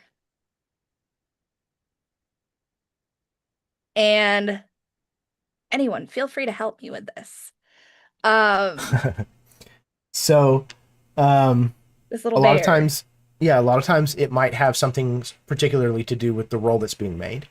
Mhm. There might be an asset that's created out of that somehow. So maybe there's like Oh, a okay. resonance between this. Okay. I think Please. I might have something then. So she pulls out this bear, this little bear carving, and it's very nonchalant that she gets up and she goes to Freddie and she puts that in his pocket to basically like give him a little bit more strength type of thing. Perfect. So there's going to be a D8 bear charm Sure, I like asset. that. Yep. So this is something that anybody in the scene technically can call on as long as it narratively makes sense for you to gain whatever benefit the asset provides. And this and strength you can could add be that to your- physical, mental Exactly. strength. Yep. And you can, if it qualifies, you can add it to your future die rolls in this scene. Okay. Freddie, you had an 8 with a D6. It was a other way around. It's a 6 with a D8 with a effects die. D8. Yeah. Heard. Mhm. Thank you. Okay. So aside from the 1 that they rolled, they actually rolled really well. Ooh. So they got 12 total with a D8 effect die. So what that means is that Mhm. your attempt fails to achieve the end that you wanted, Okay. and because that is the case, you suffer stress equal to their effect die. So, Freddie, you now have physical stress of a D8. When I is there like a reaction type thing in this system, or not really when it comes Not to generally, that yeah. sort of thing? Okay. So like if I have a special ability that allows me to step down stress die from a physical source, I would not be able to use that in this case. Yeah, that Okay. is the kind of place, yes, that you would use that Okay. SFX. Absolutely. So I think I kind of imagine what happens is part of the reason, like I think Freddy like just kind of bangs his boxing gloves together and just slams them on the ground with a surprising amount of strength. But I think just as they're about to hit the sort of the floor of this lobby, he again feels it's almost like a knife trying to come out of his stomach. He's not sure what this is, but there's something trying to emerge from within him, which is probably why he fails to sort of be effective with this sort of ground pound, despite the bear charm that Opal's kind of tucked into his trench coat. And then, so is there some kind of like visual to what these people are doing that cause him to take this physical stress, or like what does that look like? So I think that you are rearing up and you're slamming your fists down, and as you do so, it just doesn't quite have the impact that you were hoping because of the extreme pain that just kind of like goes shooting through you. And as you kind of like take a moment from, recoiling from this pain, there's actually one of the smaller like kids in this group that like pulls out a fucking slingshot and just like zings this rock straight at you, and it just smacks you straight in the side of the temple. And I think what happens is we see the skin peel back, and we see it's not skin, it's burlap. And we start to see a little bit of straw sticking out of Freddy's head. He claps a hand to the side of his head. He's like, shit. And I'm going to use my Man of Straw special effect. I spend a plot point to step down a stress die from a physical source. Perfect. So they'll change that from a D8 to a D6 instead. Got it. So I have a D6 of stress. Physical stress. Yeah. Got it. And the kid, whenever he looks and sees this, he goes, "Ooh, he's weird." Kid, you got no fucking idea. Shit. Okay. Anyone else? So Samantha is taking Casey, and we're going to hide. That's the whole plan. So I guess the discipline or the distinction I'm going to use is my faceless, because it means the whole mannequin, nobody recognizes, nobody notices me, I'm a nobody, that kind of thing. So that's the distinction. The role I'm going to use is Seidler, emotions, fear, because this is too close to home. I'd like to use, I guess, the affiliation die of the Stepford. Perfect. Showing how to deal with this. And then I also have an ability that would come useful in this. It's called invisibility. Okay. Yeah. Okay. Now, with my invincibility, I have a special FX that I'd like to use, and it's to spend a plot point to turn another person or object invisible for a scene. So I would like to use my fear in this role to turn Casey invisible. What does that look like in the context of elsewhere? Like, what is it? How does this magic work? So I think as we see them like kind of maybe running down the hall and getting into the room or a room at this point, or however you want to see it, we see them running down the hall, and then there's this like it's almost like a heat wave, that shimmer when you're looking down a highway when the road is hot, and you see that shimmer of the air. So that kind of starts emanating from Samantha as they're going, and it doesn't it like travels over towards Casey, and that air around her shimmers, and it shimmers enough that all of a sudden Casey becomes blurry, indistinct, and then gone. She's kind of like, what happened? I don't see my hands. Very quiet. And they won't find you. Okay. Do I just stand here? We'll get into the room. And we'll hide. Okay. And if you're Who are quiet, they you? will not understand you. You can like feel her like hand like reach out for you. Yeah, I think I would put my hand on like on her. Yeah, hold her hand, I guess, as we're kind of running down the hall so she can. Okay. Yeah. Excellent. Do you still want me to Anyone else? roll the dice roll? I mean, you can. I don't think it's necessary just at this point. Okay. Just because right now there's nobody opposing you. Perfect. Usually in Cortex, the only time that you need to roll is like if there's an opposition or a chance of failure. Okay. Anyone else? I think with Opal being close enough to Freddy and seeing him get hit and knowing what's going on with him, she is going to oh, this is gonna be fun for me.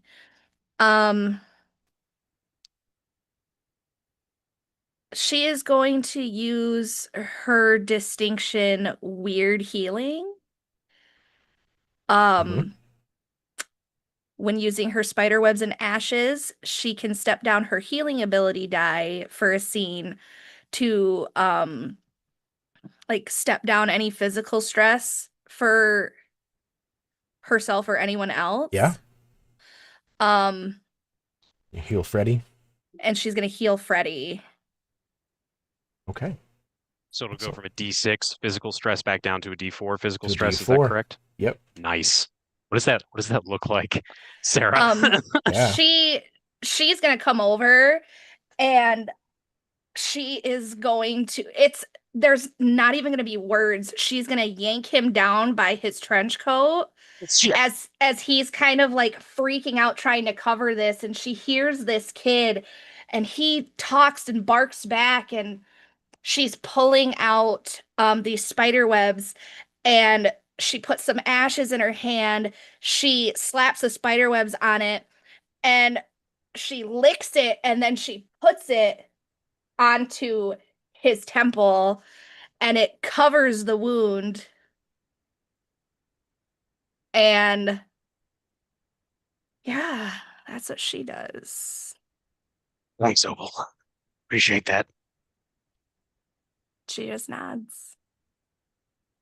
I did lick a scarecrow face. I didn't get up there and lick it. It's true. Like the transitive But- property of licking. Listen, if I can play Baldur's Gate and, lick a spider. There you go. Stop licking the damn thing. All right. Well done. Anybody else? I would like to participate. I have a few questions on what exact if I can add certain things to my dice pool. Okay. Distinction wise, I think I'm going to go with my what are you chasing for aspect and go with sanity. Because one of my things for Sam for sanity was he's not sure if there's good left in this world, and I think that kind of triggers seeing like everyone actually trying to help this girl. Absolutely. Versus what's happening here. Yep. I would like to use disgust for my emotions because I think I'm quite disgusted with what's happening here. I would say that tracks. I think that in spite of being disgusted, I think that Sam's actually going to try once again to talk things down. So I think I'm going to go with my charmer role instead of anything else. Yeah, absolutely.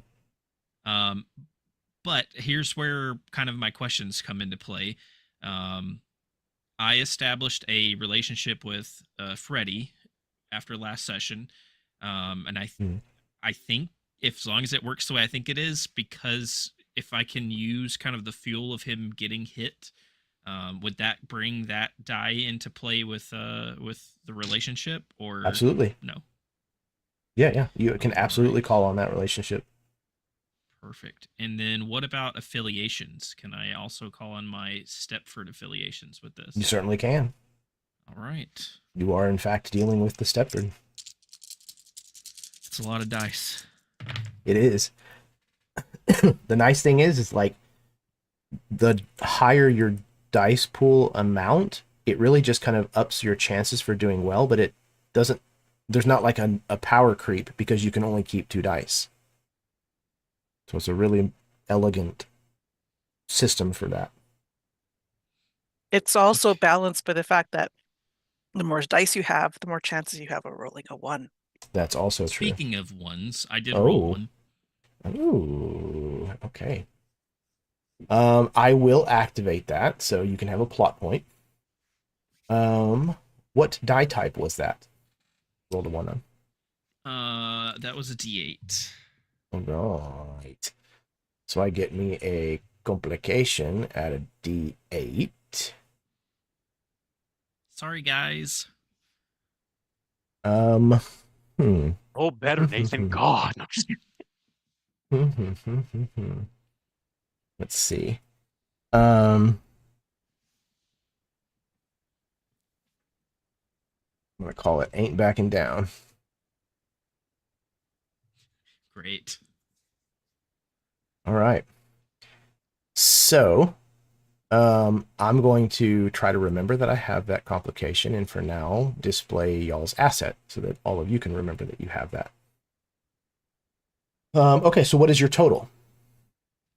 My total is a 12, and I also have a D8 effect die. Okay. D8 effect die. All right. And then the we're gonna extra have- die that I don't use is just tossed, right? Because I had one Correct. that. Okay. Yep. Perfect. There are certain kind of S effects that you can pick up that let you keep like an extra die in your total, or like, you know, an extra effect die. So there are times when it might come into play, but for the most part, it will not. I rolled another 1. So there's an opportunity if anybody wants to take it. Okay, so Patterson Yeah. hasn't. Oh, good. No, go ahead, Baron. No, you haven't talked for a while. You go ahead. Okay. Yeah, Patterson hasn't been as yet involved, but the commotion has kind of drawn him back back towards the source of the sound. I'll take that opportunity. All right. So And what you can do is it is a lesser die type than what is currently the bear charm. This is a D6. So you can either increase the bear charm from a D8 to a D10, or you can introduce a second asset at a D6. The choice is yours. I will take a second asset at D6. Okay, sure thing.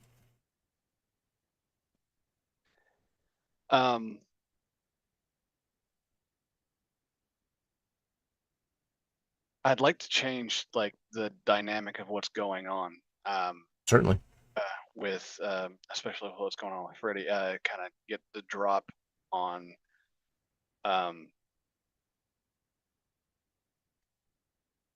these Stepfords in some way.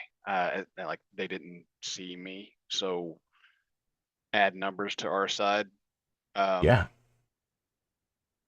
I'm sorry, I'm trying to like think of a creative way to. Yeah, maybe you went around like the side or the back exit and you're coming back in from the parking lot behind them. Which would make sense coming from my truck. Sure. So sure, yeah. Is there? There's a little boy there. There is. I want to grab him by the scruff. Okay.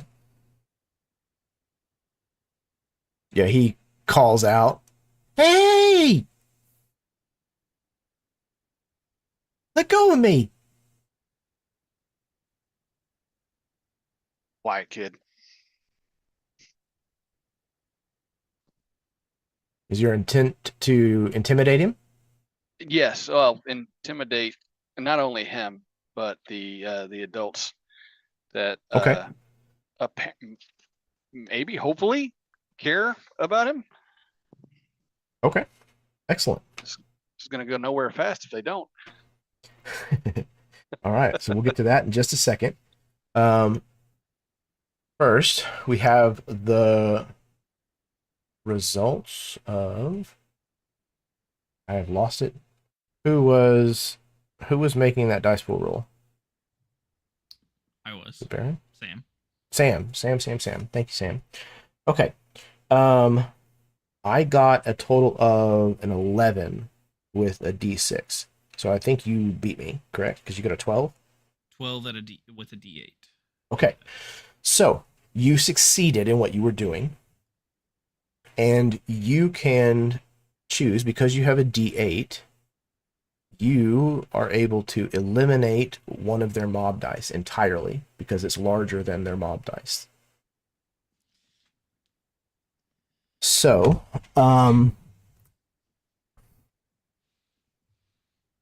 you step forward and say, what?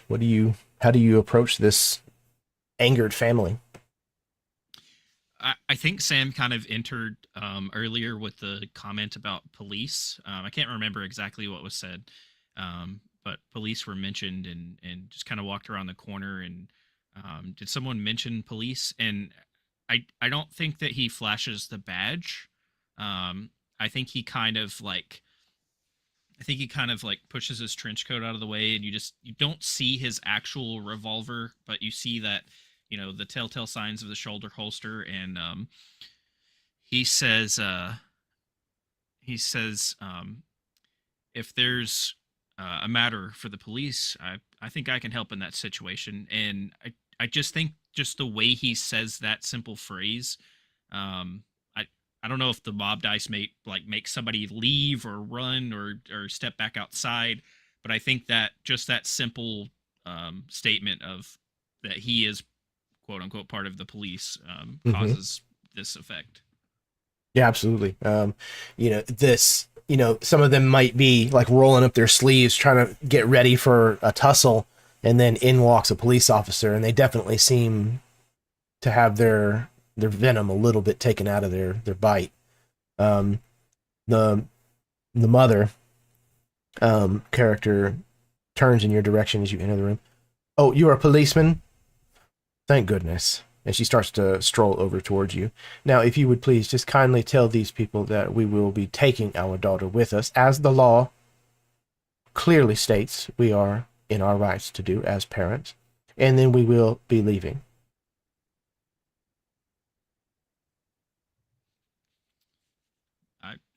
I don't believe anyone's shown proof that you are parents to anyone in this hotel. But how would I prove such a thing? Well, I can't exactly let you carry off a child, as you say. You're strangers to me. If you bring my daughter out here, she will tell you that I am her mother. People will say anything under duress. She kind of like huffs, very clearly perturbed by the fact that she doesn't seem to be getting anywhere with you. This boon that she thought she had in there being an officer of the law here is not going to play out the way that she had hoped. Anybody else? They have 3 mob dice remaining. Yeah. I think I'm gonna try and slightly usher / bully the husband out of here. I'm not gonna hit him with a wrench. Coward. It would be a bit of an escalation. Okay. So build me a dice pool. What are you thinking? It's to face my father, because his is the stern. This is the Mr. Bradburn that you're getting right now. Disgust is my emotion, and roll is soldier. Because I'm being Okay. courteous, and not Sure. trying to hurt Any 'em. other non-prime trait sets you think that Um, might work here? Maybe your Stepford die? No. Mm-mm. Oh, interesting. Um,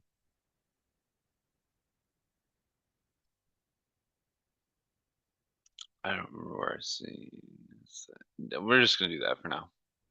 Okay.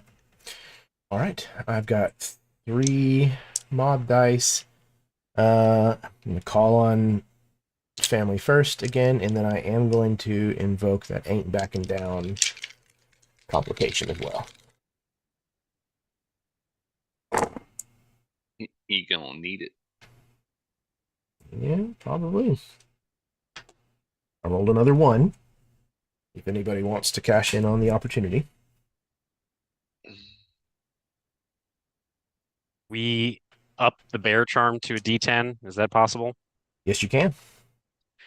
I almost imagine since, and I assume, correct me if I'm wrong here, Opal, I imagine since this charm is at least somewhat inundated with like the energies of the weird, and the weird definitely opposes the Stepford, I imagine there's almost like this, like kind of the charged kind of effect in the air before like a storm, essentially, as this charm feeds off of this Stepford energy and becomes more powerful, becoming a D10. Excellent. Stepford is nothing in the face of the weird. What is I that got a smell? I got a 15 with a D8, or I'm sorry, a Ooh. D10 effect die. Okay. So I had a total of 10 with the D8 effect die. So you absolutely win that, and your effect die was a D8, so that is going. No, my effect die was the D10. A D10. Okay. Mhm. It is going to obliterate one of their mob dice. So yeah, how do you bully Dale out of the hotel? Well, now, Mr. Elson, we have certainly appreciated you stopping in, but as you can see, Now you here. no, now I've already heard plenty, and I don't want to No. hear no more. You No. have not been welcome, and I'm just like Mhm. we're moving towards the door. Now you get your keys, you find where you put them in the ignition, you get your wife, and you get on up the road, you hear? This is unorthodox. You're right, it is. I usually don't let people this far into an establishment that have not been welcomed inside. I will be contacting my congressman. I hope you do. He kind of like stands there like he's hoping that something else is going to happen. You let And me then- know when that missive gets back to you. Good day to you, sir. Good day And indeed. he gets into his car and slams the door shut. And he starts to like back out of the driveway or the parking space. And before he like slams on the brake and like opens the door, must collect my wife. And he kind of As you should. starts to get back out of the car. I'll shove the kid towards him too. He left his kid too. Jesus. Well, again, there's like an extended family, so the kid's not necessarily theirs, but definitely related in some way. That's how bad you scared him, Cornelius. Yeah. Jason, you were shaking down this kid. Build a dice pool. See what you got. Right. Let's see.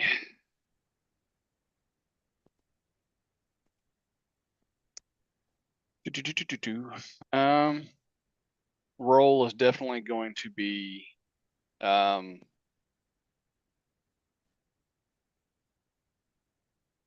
imagine I had to do a lot of this kind of thing as a serviceman in some of the less honorable operations going on during the war. So I'm going to pick soldier, which is a D10. Sure. Okay. Yeah, that totally makes sense. And emotions, do they have to be my emotions, or is it? No. Can it be emotion that I'm trying to invoke? Exactly. It is not only your character's relationship with that emotion for themselves, but also leveraging that emotion. Okay. So, Cool. yeah, Then I want to use fear, which is a D8. absolutely. And I believe I have to do a distinction, right? But Correct. One of the three. I'm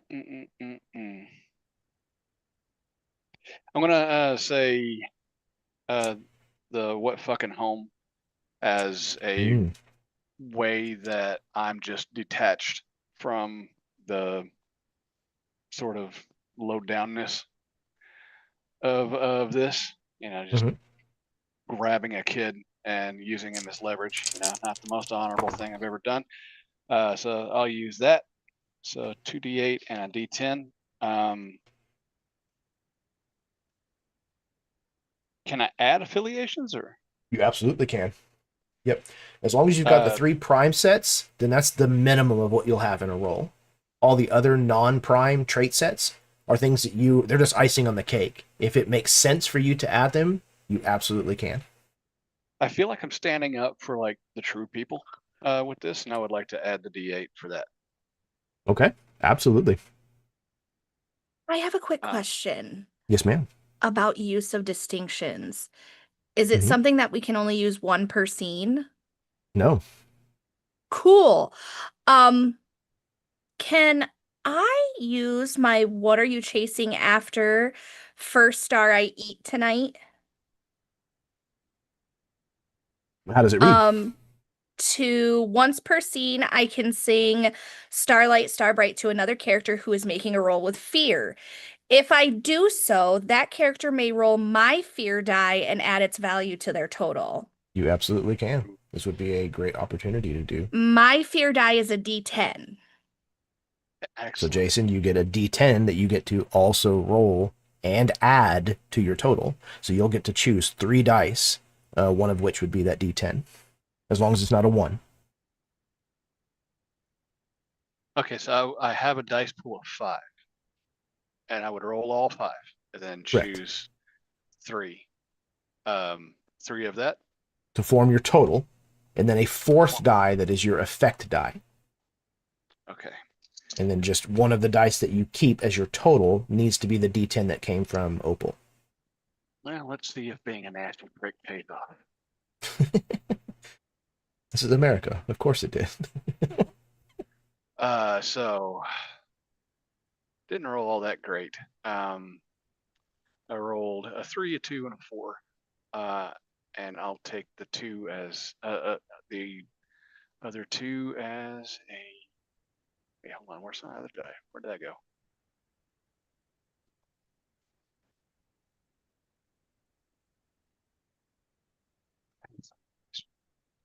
Oh shit! There it is. That's a D8. That's the 8, 4, 3, and 2 2s. So I'll take the 3, the 4, and the 8 as a. Sorry, it got mixed up with my other dice there. No worries. As no worries my at all. total. 3, 4, so and 8. So 15? 15, yeah. Fuck yeah. And then 2 as my effect dice. So your effect die is the die type that matters, not the Okay. not the value that's showing on it. Got you. D8. A D8. Okay, excellent.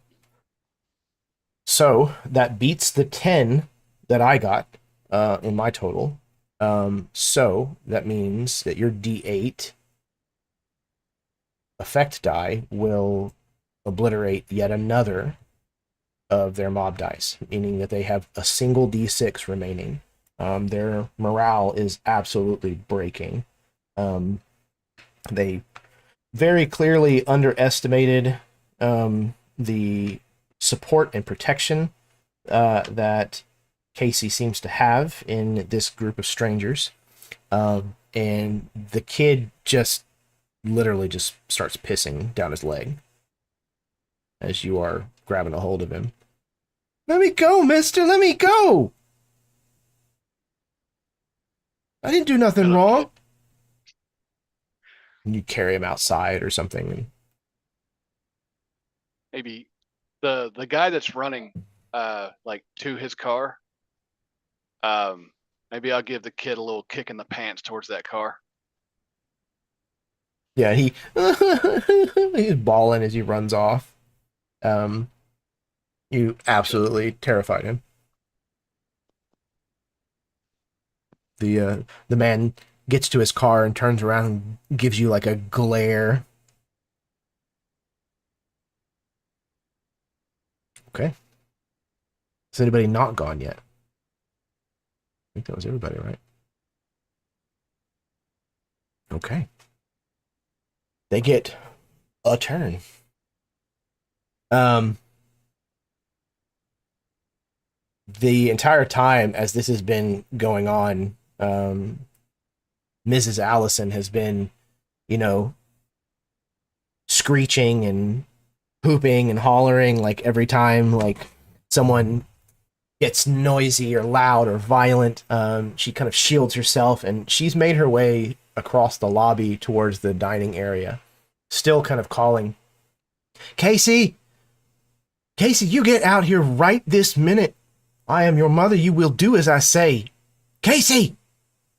And she has made her way back to the dining room where the other woman has been sitting this entire time. She gets up from her table and she says, Mrs. Allison. She walks over to her and extends her hand. It is an absolute pleasure to meet you. And they exchange greetings in this odd exchange of practicing opposites of what is happening in the lobby. I just don't understand. Where is she? And this woman says, I haven't seen Miss Green in a little while. If I had to hazard a guess, Casey's probably with her. I do believe she is staying in room 117. And Mrs. Allison, with renewed determination, says, Thank you very much, madam. What was your name? And the woman says, Ms. Rivers. Pleasure is mine. And Ms. Allison turns and walks off towards the rooms of the motel.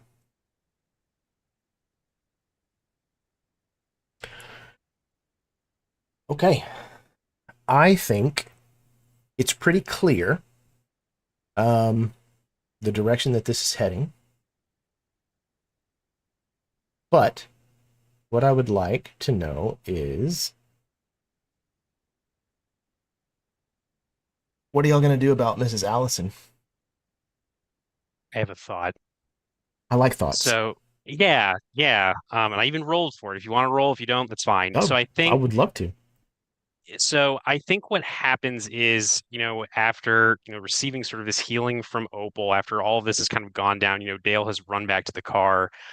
I think Freddie's sort of pulling himself back up, and he's starting to move in the direction that Mrs. Allison went. And I think he doubles over as this pain in his stomach finally reaches this zenith of just white hot agony. And I think what we see is we hear this sound of tearing flesh as a crow that is drenched in blood and stomach juices bursts out from underneath Freddy's trench coat, and like an arrow loosed from a quiver, it flies towards Mrs. Allison, lands on her shoulder, kind of sinking its claws into her shoulder, and looks at her with these pitch black eyes, this coal-eyed bird, and it squawks. And as it squawks, it sounds like a voice saying, "Go." And I rolled a 10 with a D10 effect dice, but I did roll a 1 for a complication. Okay. All right. I'm not going to Complication's called activate the Rift Open. complication. I'm not going to It was on activate the complication It for was on this the moment. bear charm, shittily enough, unfortunately. I was like, no, of all things. But I am going to try to roll. They have a D8. Ain't given up. And a 1d6 of their mob die left. And family first. She is, in her mind at least, trying to save her daughter. All these weirdos. Oh my god, I rolled abysmally. Another one, but the scene is almost over, so you might want to save your plot points. So do I get a plot point because I rolled a one or because she rolled a one? So no, How does that work? you gain a plot point if I activate your hitch. Complication. If you roll a hitch, one, got it. Mhm. Yep. I basically offer that as a price to create a complication. If I roll a one, an opportunity is available. If you wish to cash in on it, you spend a plot point and it becomes an asset for you. Understood. Okay. Yep.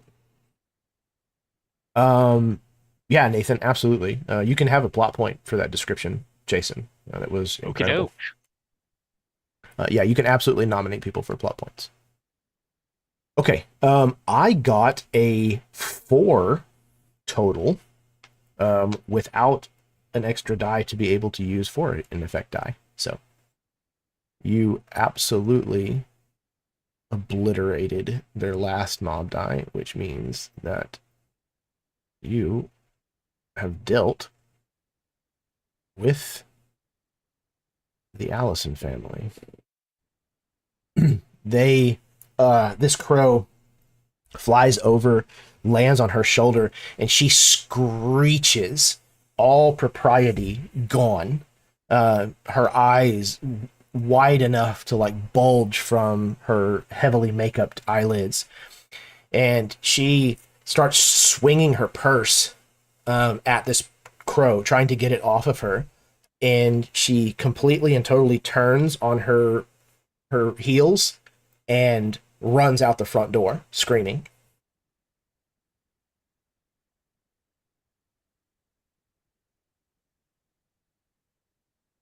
The Stepford run for their cars. They quickly disembark the Nowhere Motel Resort and Casino, and in a single file line, equidistant apart from one another in their identical cars, they drive away into the distance. And this is where we're going to take our break. So, we're going to take a 10-minute break, go to the bathroom, refill your drinks, kiss your spouses, smoke them if you got them. And whenever we come back, we'll get to the second half of Session 2, Nowhere to Hide.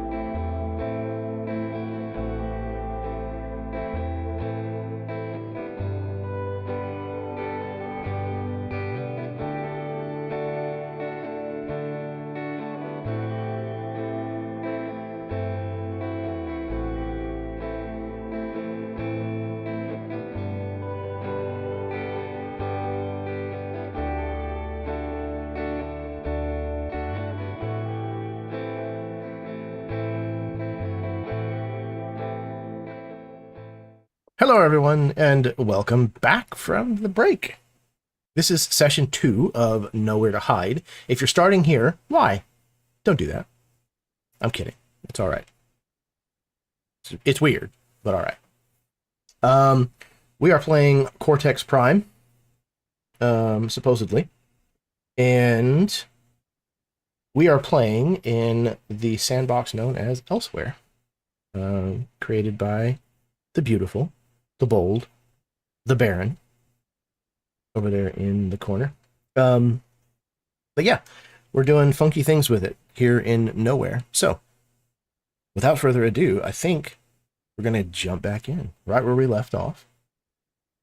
The Allison family has just been run off from Nowhere. They have gotten back in their cars and in a single file, equidistant apart from one another, they have tucked their tailpipes between their tires and retreated. In the aftermath of all of that, is there anything that's being said or done inside the motel? Opal is checking on Freddy, stomach burster. Yeah, I think he looks so like ashamed and horrified by what just happened. And I think when you approach him, Opal, he says, That's never happened before. I've never He kind of like is breathing heavily, kind of wiping like spittle off of his mouth.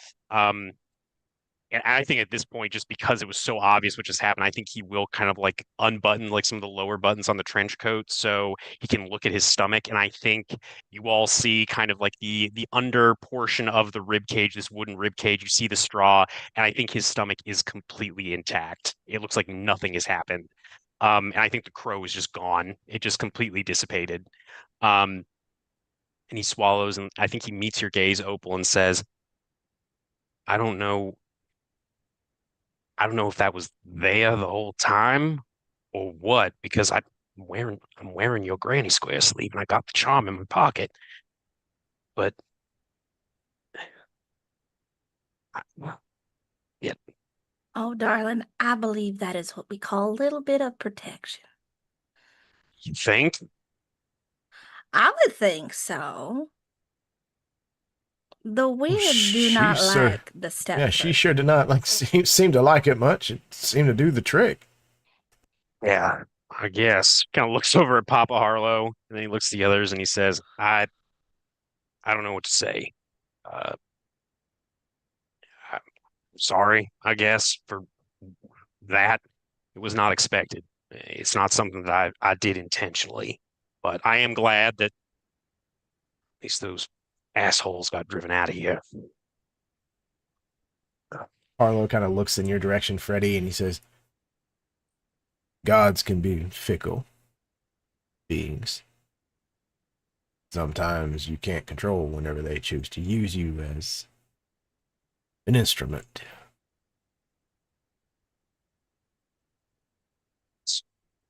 That's very true, Papa Harlow. Yeah. Yeah. Kind of straightens up, trying to regain some measure of composure. But I think he will nod gratefully to you, Opal, just for the fact that you came over to kind of check up on him. Just kind of try to regain some semblance of normalcy after that. I think that Sam has kind of throughout this conversation has pulled a cigarette out, put it in his mouth, raised a lighter to light it, but just before he strikes it, seems to put two and two together, and kind of looks over at Freddy and just kind of looks down at his lighter, and I think he takes the cigarette from his mouth, pulls this silver cigarette case out of his trench coat, and just tosses them in the garbage. You don't have to do that, Sam. It's just, I'll just keep my distance as far as that goes. I don't want to impose one I already have. Better not to take the chance. I can always buy more. People can't be replaced. And I think Sam also turns to look at Harlow after that, just to kind of maybe cut off Freddy trying to reply to that and deny further. I think he turns to Harlow and asks, is this river woman welcome here? I believe she was helping the debacle that just about happened. Why do you think that?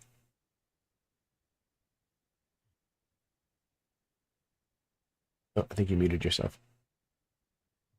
If I'm not mistaken, Yeah. I heard her give Samantha's room number to them. Kind of gestures towards the front door. Of course. You know, I could have sworn it was Knuckle Duster that had done it. I should have seen this coming. He starts making his way back towards the diner. Right? Do we go check on them? Just on Samantha and Casey? Make sure they're all right? Probably not a bad idea. There's no telling what's happening next. Just because her family was here first doesn't mean that's the only thing that's going to try to come here. You all need to understand. Like I told Patterson and Opal,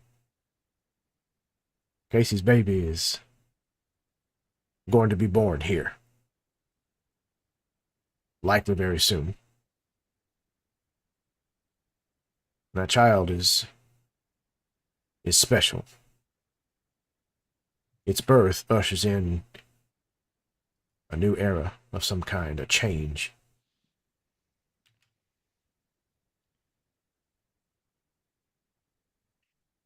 Stepford came for her baby as much as it did for her.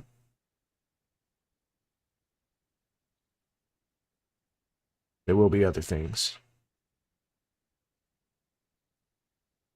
All of you are going to have to sort through your own crossroads before you're able to help her, but you were all brought here for a purpose, for a reason. I think you should start now. Harlow comes back over to you, Patterson, and he kind of like slams that key into your hand.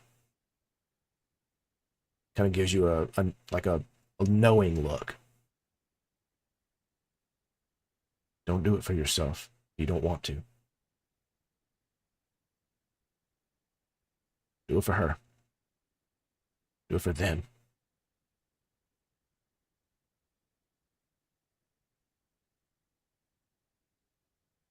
And I'll hold the key up.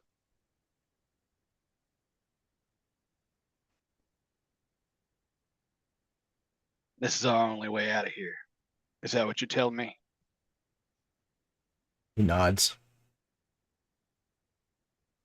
Afraid so.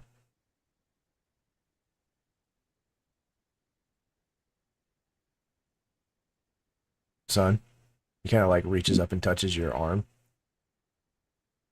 You don't have to go through it alone. Any of you that want to, you're able to help. I recommend that you do. But nobody's going to force you.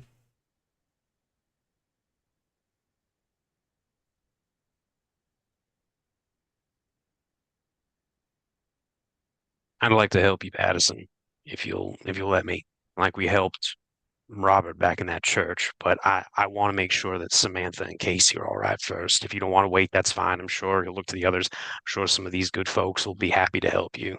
But like Papa Harlow said, maybe you shouldn't do this alone. It's not a bad thing to need people sometimes. Sam chimes in, and unless Harlow needs help dealing with Miss River back there, I would also like to check on Samantha and Casey, and if for no other reason, Patterson, I would like to see what happens when these keys are used.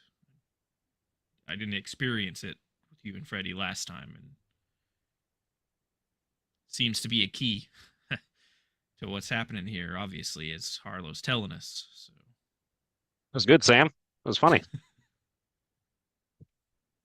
I'm also willing to help.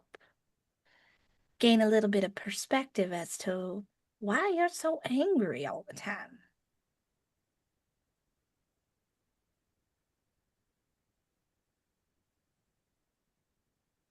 And as I'm looking towards the hall with key in my hand, Riley's ghost is there, shaking his head. Those stupid glasses on his face.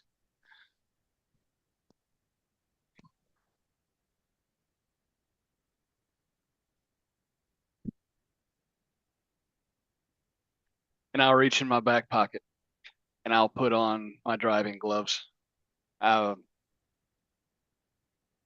And over the left-handed glove, I slide on my knucks, and I walk to the door of my room.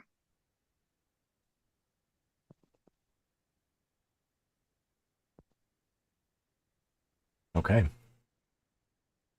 Before that happens, where is Casey? Samantha, where are you? When there's a knock on the door.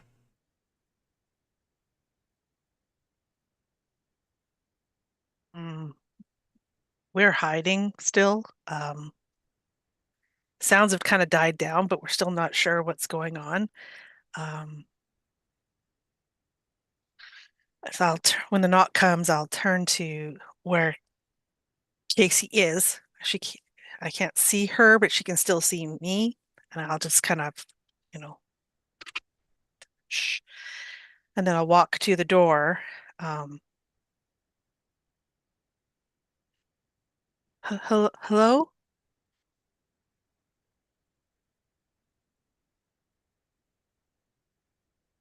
Who is it? That's on the other side. Samantha, it's Freddie Bogart. And would Sam have come with Freddie, Nathan, or would he be going to Miss Rivers at this point? I guess that depends on whether Harlow said if he needed help dealing with Miss Rivers or not. You didn't get the impression that he was going to need it. Okay, yeah, he would be with Freddie then. Yeah, it's Freddie and Sam. Just we want to make sure you two are all right. If Casey's in there, her family's gone. Everything's sort of quieted down a little bit out here.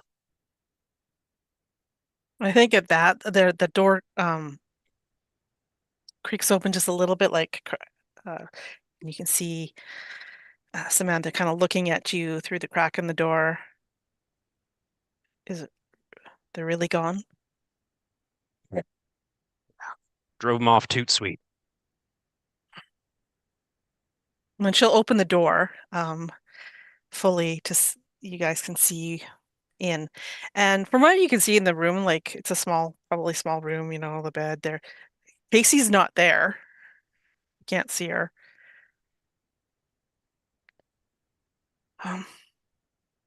So what now? Is kind of looks to you, Sam. Is Casey in there, Samantha, or is she okay? Oh, excuse me. And she'll go over to where she left Casey, but not touching anything. She'll just, Casey, darling, it's okay.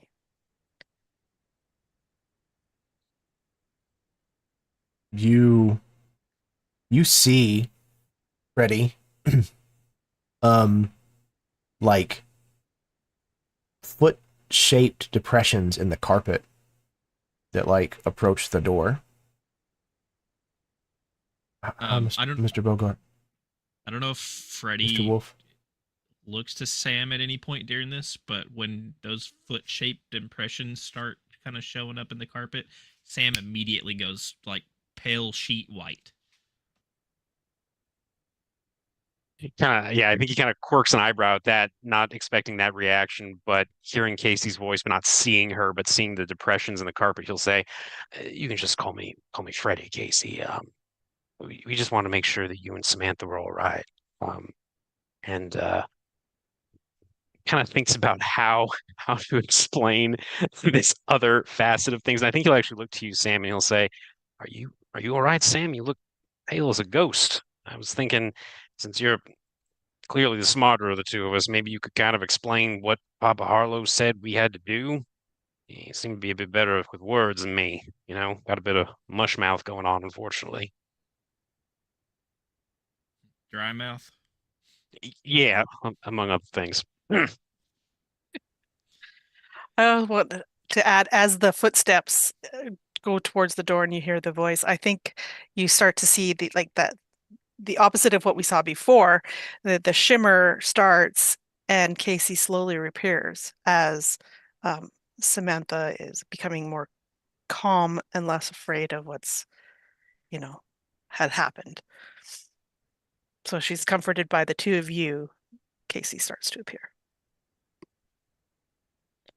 They're really gone? Most definitely. Thank you, all of you. I don't know what to say. Never had so Well, many people stand up for me before. maybe don't thank us just yet. Look back to Sam. You want to try to explain this?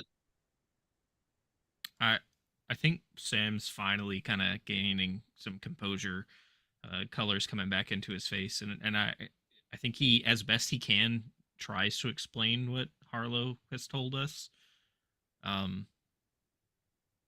Probably trying to put a bit of a positive spin on it, not try to make it seem so creepy, especially after what has just transpired with her and her family. Okay. You explain as best you can. She seems disturbed by the knowledge that she apparently is carrying some kind of prophetic child, and that, like you do, seems to be imminently arriving, probably a little earlier than she had expected.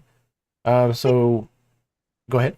I was to say, I think as Sam is explaining, because what's going on, Samantha is going to have put her arms gently around Casey's shoulders to give her that comfort. And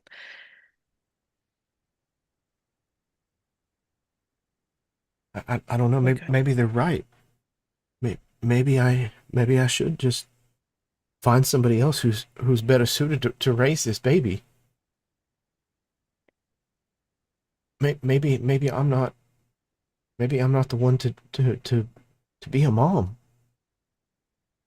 As strange and confusing as this place and everything that's happening might be, we're all obviously here for a reason. Something has brought us here. So regardless of choices after, we have a reason to be here now. You have a reason to be here now. You have a reason to bring this child into the world. And sweetie, you do not need to make this choice now. right? All right, I want to go get Autumn. Sounds like it might be time to make the choice sooner than I thought. Maybe. But you don't have to make it yet. You can see how you feel when you see your child. She I'm nods, sure things will be clearer then. despite the tears kind of welling up in her eyes. She nods. We see once more the elsewhere in Nowhere. We see this black void where a jukebox is suspended in the darkness. The mechanism goes to work, selecting a record, lowering it onto the record player, and the needle starts to scratch out a tune. We hear the sounds of the Moody Blues singing Nights in White Satin as Patterson steps through his door. So what I need to know is who's going with him. Opal. Come in with me, man. Who's coming with me? I'll go as well. Cornelius. All right. Opal, Cornelius, I would love to meet up with him there. Samantha. Yeah, I think Freddie will try to if he can make it in time, but if he can't, Okay. that's understandable. Yep. Same for Sam. All right. All aboard. Everyone's friends. Everyone's a friend. It's just like Opal said. See it. All right. Sometimes the creepy lady's right. Damn it. Patterson. You stick this key of the Herald into your door. It operates, despite not having tines of any kind. It unlocks the door, and you open the door to where your room has been the entire time that you've been there. But as you do so, you realize that you're stepping out of the burned out shell of what looks like a barn of some kind. And you are in the countryside of southwest Germany. And it's not just some random place in Germany. You've been here before. And you know exactly what awaits in the small country house that you can see ahead of you. And you can already see your platoon making their way to the front door, some distance ahead of you.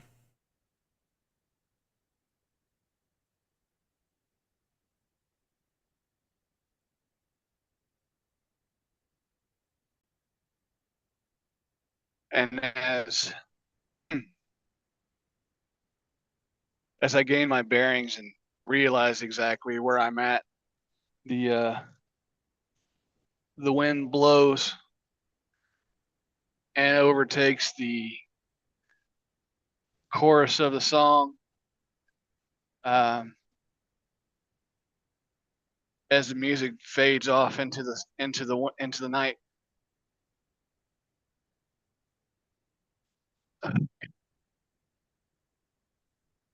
Oh God, oh God, oh God. And I imagine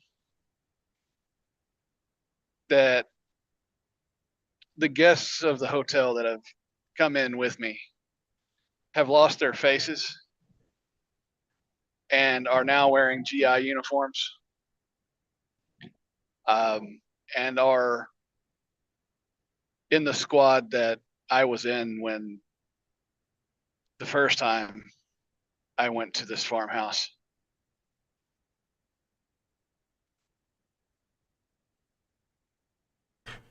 You see up ahead of you, Riley kind of turns around on this hike and looks at you, and again kind of pulls his glasses up and waves and points back to this farmhouse, excited. You know, finding a farmhouse was usually a treat. You know, there was usually food, provisions, a clean, dry place for you to sleep. This was a good thing at one point in your mind, but it's not now.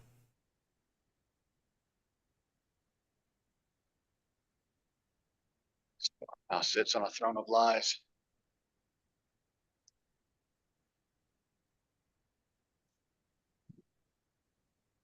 How are the rest of you reacting to finding yourself in late 1940s Germany and just in the middle of the countryside? I snapped too. Real quick.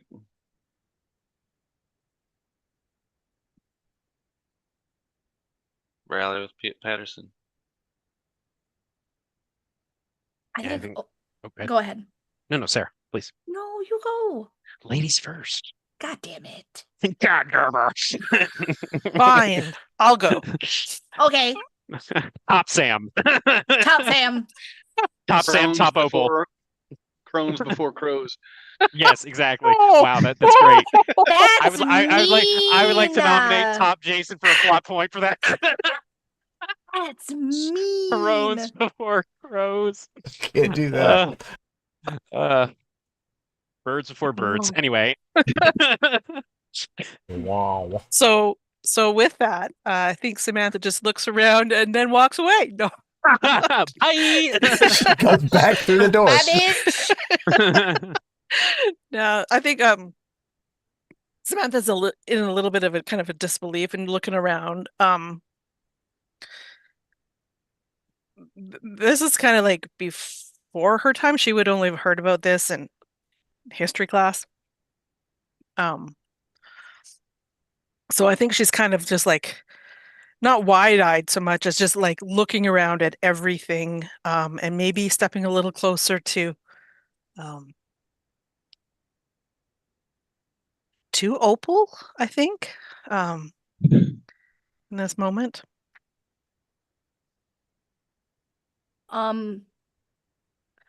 Opal is practically starstruck because Harlow had basically just told her, hey, I think you should go to Greece. I really think it would be good for you to travel the world. And she had mentioned to him that, oh, well, where she's from, she can't really go there right now because the US just entered the war.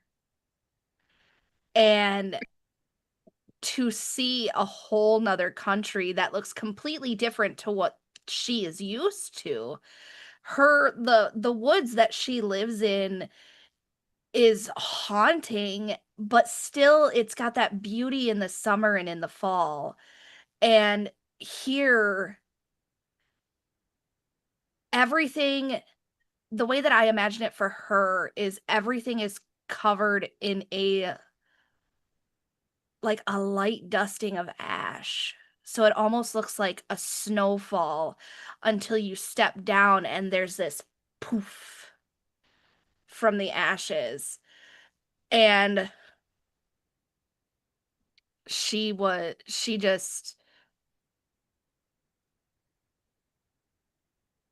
speechless. But when Samantha comes up to her and kind of comes to her side, she looks at her. It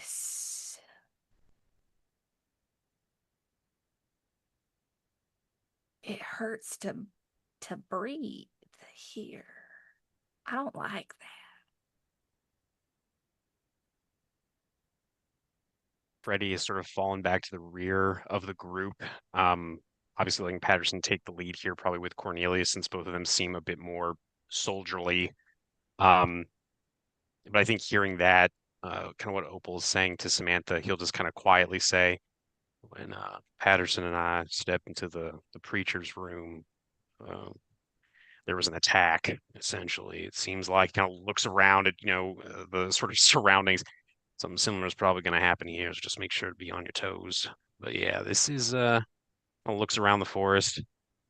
It's kind of beautiful, but in a really sad way.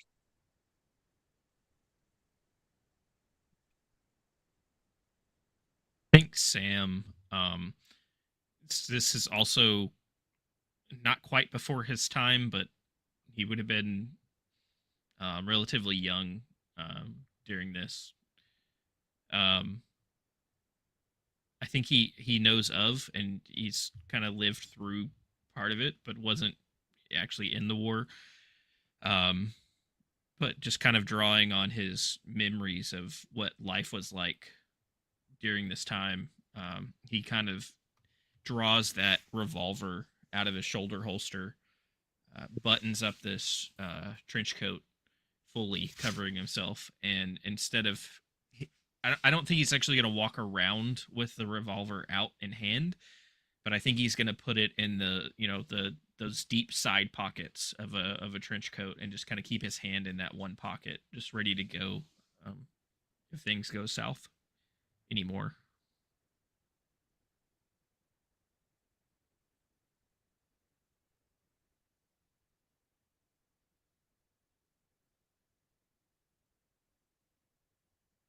The rest of you are just kind of moving forward with the group. Okay. You approach, and as you get closer, you can see that there are like jars and glasses that have like some kind of paper or cloth over the top of them that look like they've been like tied on with ribbon, or they have holes cut in them, and you can see fireflies like flying around inside of these jars that are kind of gathered around.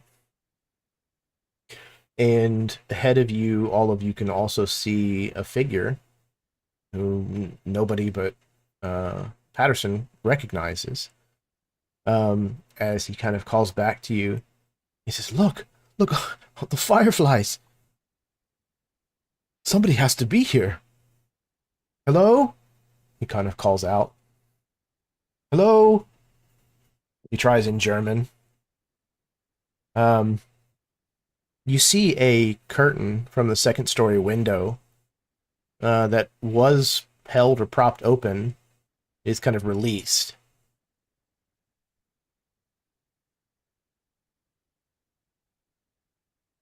This figure goes up the front steps to the front door and knocks loudly.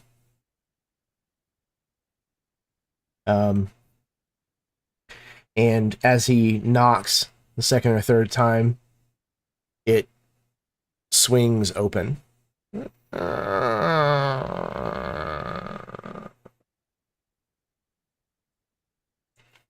Reveals the interior of a farmhouse.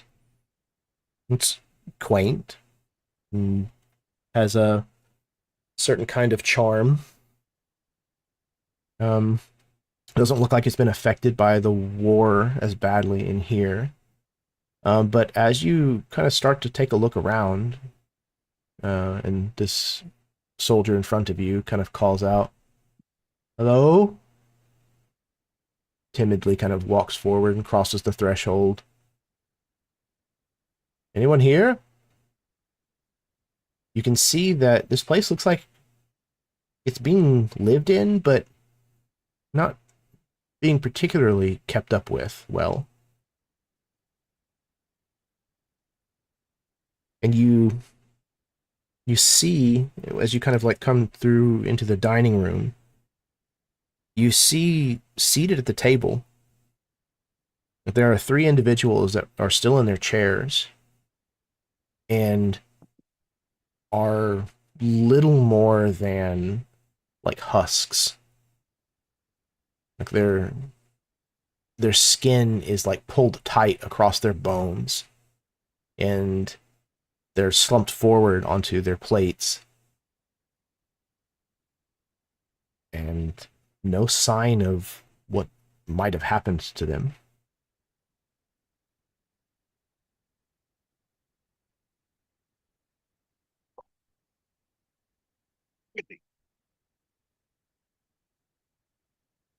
Gotta get out of here. Wait, there was someone upstairs, Riley says. Hello?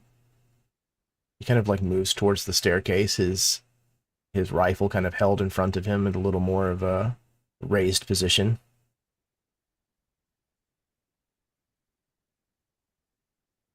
What are the rest of you doing? Sir, I think that we should slowly back out. This just seems a little fishy to me.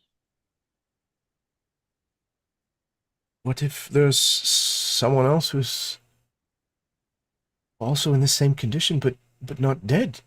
What if we could help them? Darling, there ain't no helping if they're this close. You hear like an audible like thump thump like movement from upstairs. I think that is our sign to getting. Addison, do you remember anything about this? Because, and he'll look to you, Opal. if what Papa Harlow said is true, there's something in here he's got to face. And if we leave, I don't know, will we be able to get back? I mean, we got back last time after the preacher faced what he had to face. And he'll look back to Patterson. What happened in here? And with those words, with what happened here, Mhm. like I can see Freddy's face push through the mask of the GI that he's wearing, and I remember that this isn't the first time I was here. This is not where things went horribly wrong. This doesn't have to be where things went horribly wrong. And I will move to Riley and like pull him away from the stairs. You heard Sarge. Just get out. This is not the mission.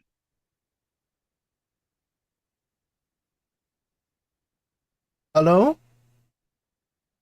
You hear a young voice call out from upstairs. Americans? The voice is definitely like thick with a German accent. Riley like pushes past you, Patterson. Yes, we're here. We can help you. Come down. You And- damn bull! And raise my rifle up. Mm-hmm. A young woman comes down the stairs. A woman that you recognize, Patterson. You learned at some point later was named Johanna Wagner. She comes downstairs carrying a jar of fireflies.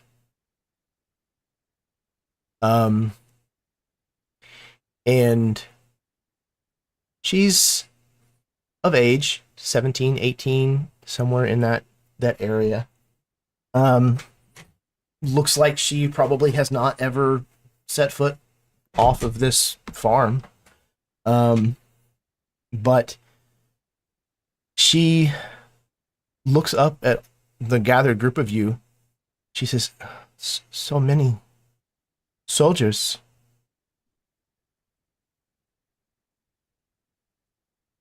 Hello.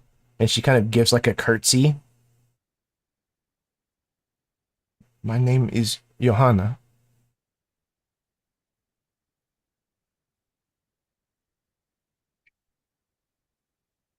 Come down the stairs very slowly. Okay. And And she I will very back slowly. up as she's moving. I want to keep distance between her and I. She comes down the stairs and she says, I love catching fireflies. Will you be fireflies for me? She opens her jar and all of you witness a profound darkness that cascades from behind her, taking various shapes of creatures and bones that all seem to claw and clamor their way towards you.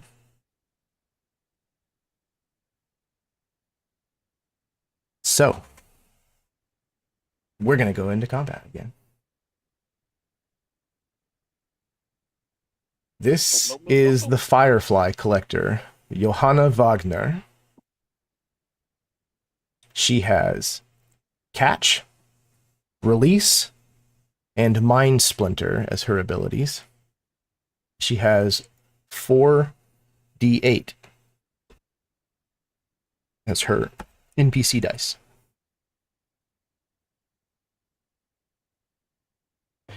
So,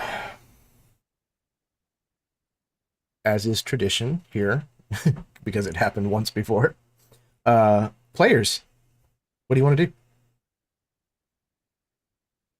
Run screaming into the night. Yeah, I was just gonna say run very fast away.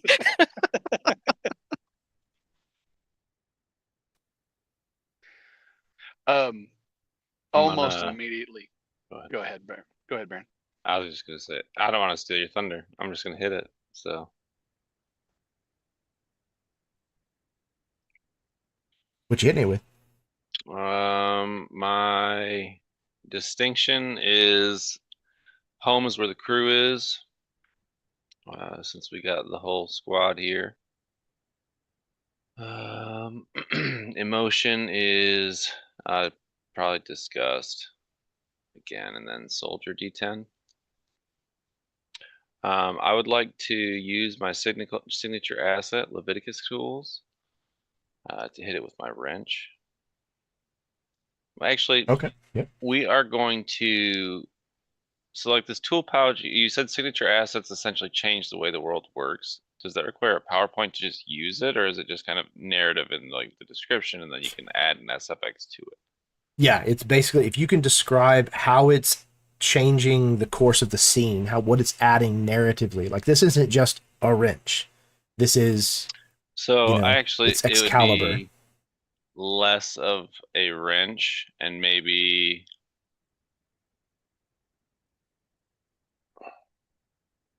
like a blowtorch. Well, like to clarify, it can be a wrench. Oh, I Like get that's that. perfectly fine. Yeah. I think that it's not the wrench that's the signature part. It's the tool pouch itself, and like I can pull what I need from it when I need. So I think I have like a striker and blowtorch, and we're gonna weld the shadow. All right then. Let her rip. Didn't roll significantly high, but She rolled a pretty 13 with a D12 effect die. good. Oof. Okay. So she rolled a 16 with a D8 effect die. So you try to burn back some of this shadow that is trying to come for you. And you are absolutely causing sections of it to like recoil and pull back from you. But you also realize as you're doing that, that the brightness from this blowtorch is creating deep shadows of like the legs of furniture and like your friends and things that are kind of like being thrown, in the opposite direction from where this fire is. And almost every time that happens, some of these shadowy creatures like reach out from those dark shadows and like rip through you. You are going to take mental stress, the tune of D8.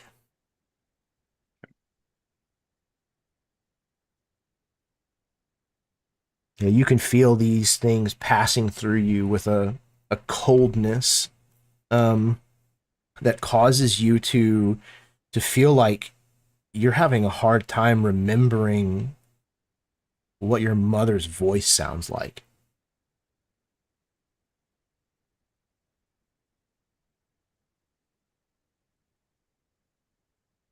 Next. Go for it, top Jason. Yeah, I raise my rifle and I start shooting at the jar that she opened. Right. Absolutely. I can't imagine anything other than soldier for this. Yep. It's a good choice for roll. Absolutely. I'm gonna have to go with fear again. Okay. And this one will be, who do I see in the mirror? The terrified Marine. Okay. Yeah. Very fitting. And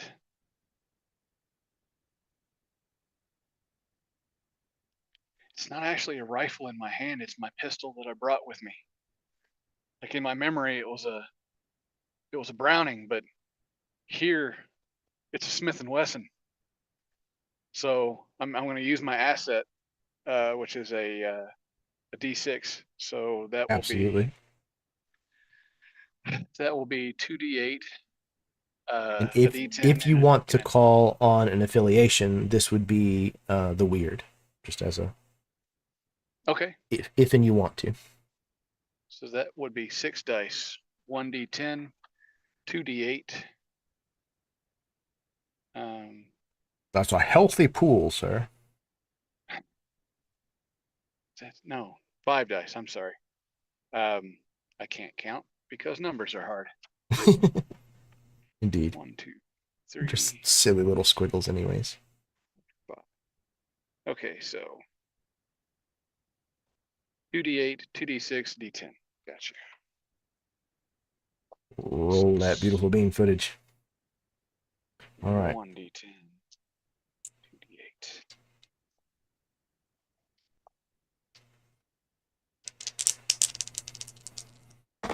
I like those numbers. So for effect dice, Mhm. is there like something that I should be thinking about as far as the type of dice? Like, should I keep the dice type low? Should I? High is better for an effect. So if your total surpasses mine, then that means you succeed. The effect die has a bearing on how impactful that particular action is. So if your effect die is higher than one of her D8s that she has kind of on the edge of her portrait down below me, if your effect die is higher than that, then it takes one of those off the board entirely. If it is Gotcha. a D8 or lower than that and you succeed, then it takes that D8 and that D8 becomes a D6. Okay, and I know that you've explained that before, and I No. apologize for asking redundant Dude, questions. do not apologize. Yeah, like that's what we're here for, is learning how to play this. So I got a 16 for a total, Excellent. and Okay. I'm going to use my D10 as my effect dice. The only caveat is that you didn't use the D10 as a part of your total, right? I did not. Okay. And it's not a 1. It is not a 1. I Okay, rolled perfect. no ones. Excellent. Then absolutely. You said you got, what was your total of 15? 16. 16. Yes. Excellent. 2D8s, I got a 5 and a 6, and on my D6, I got a 5. Fantastic. That is only an 11 from me, which actually means that you beat it by 5 points. So you actually earn a hero die. So you'll want to record that on your sheet that you can use later. I need a hero. Okay. And because it is a D10, it's going to outright eliminate one of her D8s. So my hero dice, the effect dice becomes the hero point? Yes, I believe so. Your document says the die type is equal to the highest die rolled in the opposing dice pool. In the opposed. Okay. Thank you, Karen. So it is actually a D8. Okay, cool. I got a hero dice. Thanks, Karen. You can have a plot point. Excellent. Keeping me honest. Cool. What was the last part of what you said, Jason? Sorry. I was just reiterating what it was. I got a D8 in my hero dice. So awesome. Absolutely. Cash that outside. Okay. So you open fire with this Smith & Wesson. Mm-hmm. You shatter this jar that she's holding. And she kind of turns and stares at you angrily, Patterson. And she opens her mouth and she doesn't scream, but all of the shadow creatures do.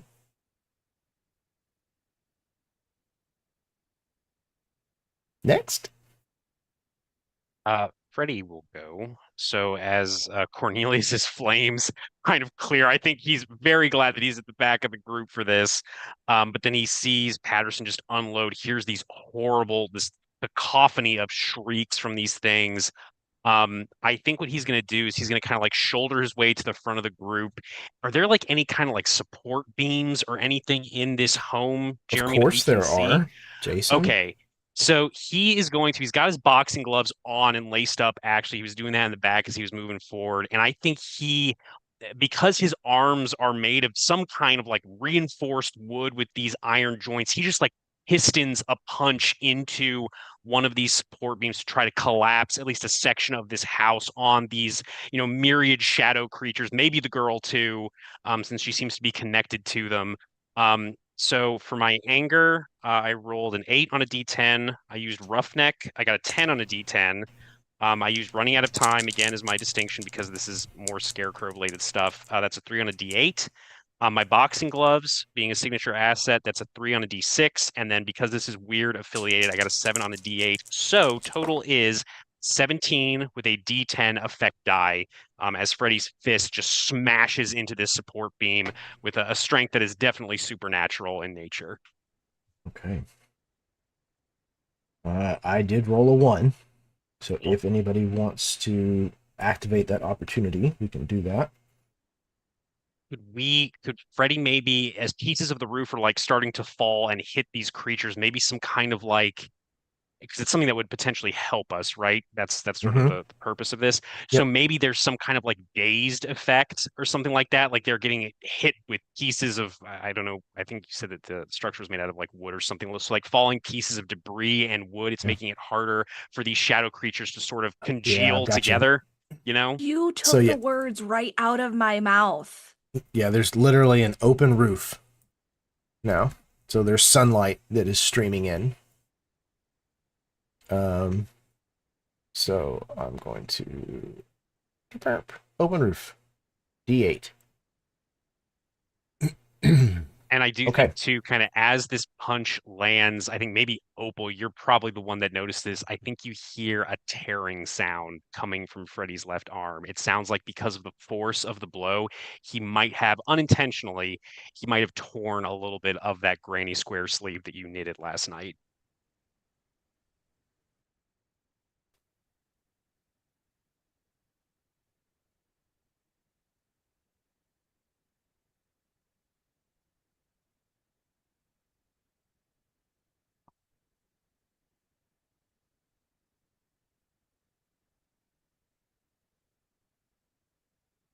You're muted, Sarah, if you're sorry. talking.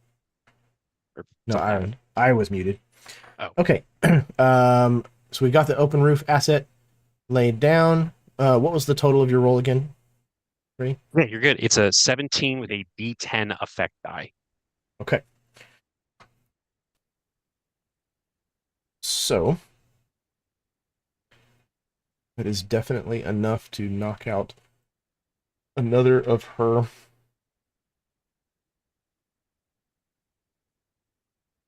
dice.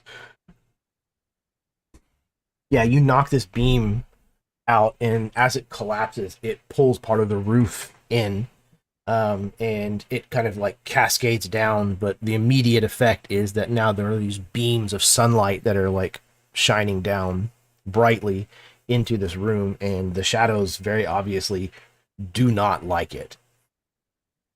They are pulling away from it, trying to avoid any place where it is shining. Next. So I think seeing this has completely terrified poor Samantha. And so in her fear brings out the fight response in her in this case. And she has grabbed on the counter, there was probably like a rusty old knife or something. And that's what she's got in her hands at the moment. But what we see actually too is I'm going to call on my ability called duplication. That, again, the air shimmers, and then all of a sudden there's not just one Samantha, there's a bunch of Samanthas all around. And each of them is holding a rusty knife and screaming and attacking the shadow creature thingies that are around the room. So yeah, I'm gonna do that, and I'm going to use my distinction perfect family, But I'm going to use the hinder Ooh, a hindrance. because Okay. this is the opposite of a perfect family. Okay, fantastic. So that earns you a plot point, I will get a plot point. I will use a and then you'll add a D4. D4 instead of your normal D8 from your distinction. Yeah. And then my emotion is fear. My role is going to be a soldier. I got my ability die. And then I have a relationship with Patterson. Patterson is like, this is his world, this is his dream, this is his memory, or whatever it is. Mm-hmm. But I had a question about the emotion that's tied to the person. Does it have to be the same one as the emotion that you're using in the scene? It does not. If it is the same, you get an added benefit, but it Okay. does not have to be. Okay, so then you just get the relationship die. Correct. Okay, so it's not the same emotion as I would normally have. So I will roll these.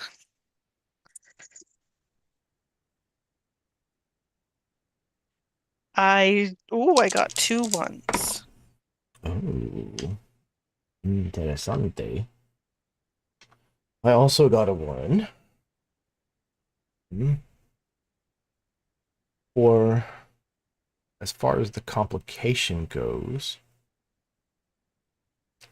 it's only really for the scene, but some of your Samanthas Mhm. actually get pulled into the shadows and become shadows themselves, or extensions of these creatures. And when they turn, they look kind of like warped versions of you that are like what you imagine you looked like in the moment that you did what you did. Only So terrified, yeah. twisted. Great. Terrified, but also full of rage. Yeah, terrified and menacing. Great. Yes, So you need to know the die type, right? I do. For the ones. Okay, so I got the D4 rolled a 1, but my D10 also rolled a 1. Oh, excellent. So what I'm going to do is that D10, Mm-hmm. I'm going to use that D4 to boost it to a D12. So you get 2 plot points because I'm going to activate 2. both of your hitches. Sweet. That means I got lots of plot points now. Cool. And Okay, so then my total would be 10 with a D8 effect die. Okay. What was the total again? Sorry? 10. 10. Okay. I got a 13 with no effect die whatsoever. So that is going to mean a failure, but I don't have an effect die, so it's not going to be extreme or anything. Okay. Did anyone wish to activate the opportunity? Oh, I might as well. I just got a bunch of plot points, so let's do Okay. that. So you can either step up the open roof from a D8 to a D10, Yeah, let's or do that. you can establish. Okay. Yeah, I think the attack, maybe I knocked some more things out, knocked a window, whatever. These shadows Samantha's done, got more light coming in. Absolutely. Some of these terrifying creatures lash out at you, turning on their creator because because it is a failure. That means that you are going to take mental damage, but because there is no effect die, it defaults to a D4. So you will have a D4 mental stress. I'm going to this is a mental stress, you say? Correct. Yes.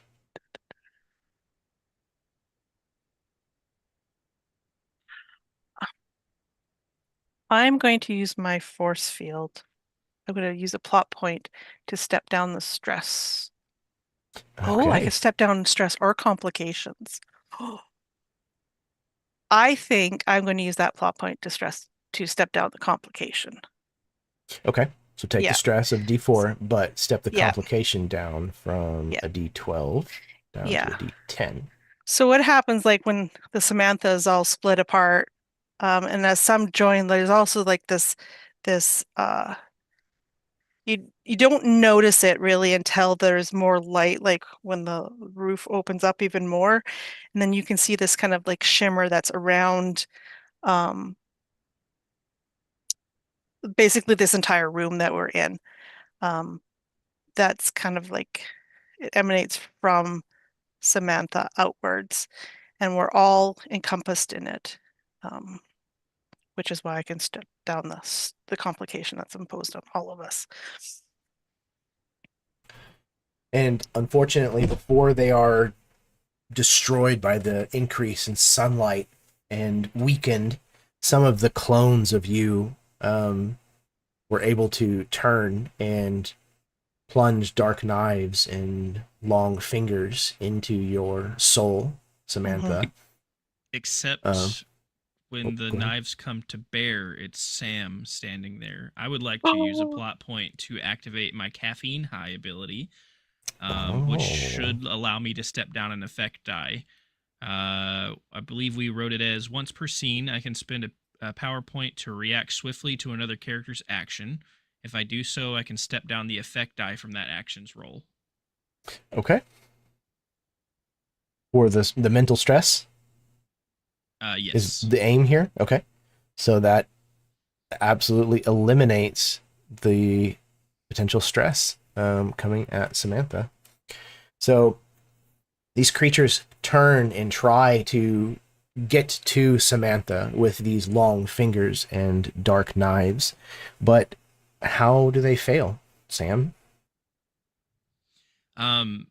Just for thematic effect, I think that it's Sam's trench coat. He just kind of just quickly bursts over in front of where Samantha is and just whips a tail of that trench coat, like just kind of up and around, and it doesn't really do actually anything to the shadows in reality, but it curves, maybe shifts some light or curves some light or something like that to bend the shadows just slightly. It is absolutely fueled on the conviction and the selflessness that Sam has shown is exactly what gives this trench coat the power that it has to repel these shadowy knives, these talons. Okay. Well done, y'all. See, y'all understand what's going on. You get it just fine. All right, who has not gone so far? I also Me. have not gone. Okay. Yeah, Opal, Sam, either one. I have a quick question about dice, just because I want to, obviously, my distinction, my emotion, a roll. I Mhm. want to use her affiliation with the weird. Okay. I want to use one of her signature assets and an ability. So that would give me 6 dice. Mhm. I still do 2 in the total, correct? Correct. Unless there is some Okay. kind of SFX or whatever that says otherwise. No. The Okay. distinction that I'm going to use is what does home mean to you? It's going to be love in every stitch. So whenever she takes physical stress from any source, she can spend a plot point to step up her shawl that Mema made for the scene. Okay. So you haven't taken any physical damage as of right now, or physical As stress, of right rather. now. As of right now? As Yep. of right now. Indeed. I'm waiting. Okay, that's fair. Yep. I've got that. I did all of my rolls already. I'm using fear, which is down from a D10 to a D4. Mm-hmm. The roll I'm using is prodigy. because what I want to do is, with her deep affiliation with the weird, I want to use comprehension to see if she can like find like a weakness with it. And the signature asset that I want to use is Mama's Locket. Okay. As a way of like, it's her mother's voice that maybe is telling her how this thing can be defeated quicker. Okay. Weakness. Okay. I hope I you did roll get a well. 1. Okay. I do want to say that first. It was on my D4. I did get a 1. Okay.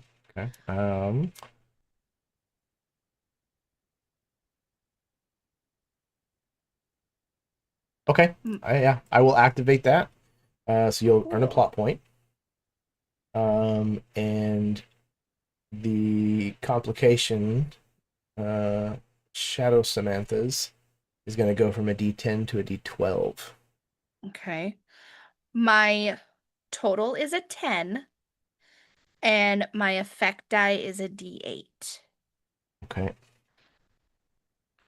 So, with her catch, which is a D12, and the complication of Shadow Samantha's being at a D10 before, she ended up with a total of 18. Mm-hmm. So, you remember that physical damage we were talking about before? Yeah, I do. Okay. So, you've got a D8 coming at you of it. Okay.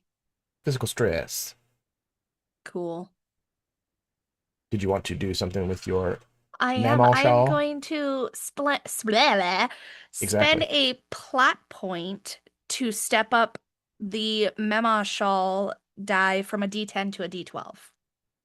Excellent. All right. But shines a little brighter. But okay, so you practice your craft. You use your magic. But as you do so, you realize the weird has taken a liking to you, that you had to basically expose a part of yourself to the weird in order to gain this favor, this magic. And in doing so, it's kind of like opening a dam. It's going to be hard to get it to go back in without getting some of it on you. And as you do so, several of the shadow Samanthas, like turn from where they're trying their best to like stab through Sam's trench coat, and they turn running at you, and they start trying to stab you, Opal. Several of their long fingers, not gouging through your soul the way that they seemed to have done to Cornelius. These are physical wounds, like they're literally like flaying skin open. Cool. Awesome. I love this. Okay. Sam. All right. I would like to start firing my revolver at this thing. I am going to use my distinction sanity, if that's all right. And I don't feel very sane in this moment with what's happening in front of me. So, if you'd like, you can actually use that as a hindrance instead of actually.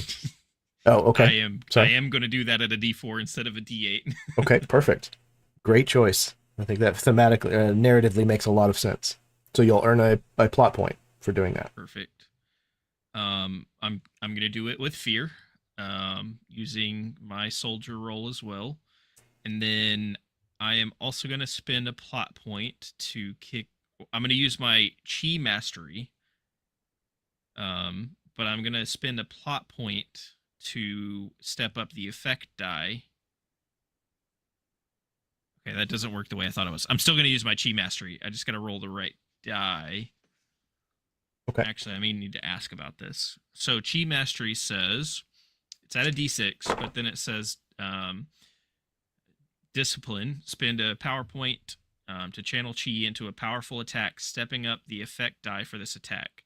So I would still roll my D6, right? But then it would Mhm. step up whatever effect die I choose for it. Correct. Yeah. So whenever you turn in your roll, the results, whatever, the normal die that you would have selected for the effect die, it will be one die type higher. Okay. Well, I rolled terrible. I have a 1 on a D6. I'm gonna let it ride. All right. I have an 8 total. And then Okay. my effect die would be a D6, but since I'm using the PowerPoint to step it up, that'll put effect at D8. Okay. So I likewise rolled abysmally. I got a 7 total. So that is actually still a success.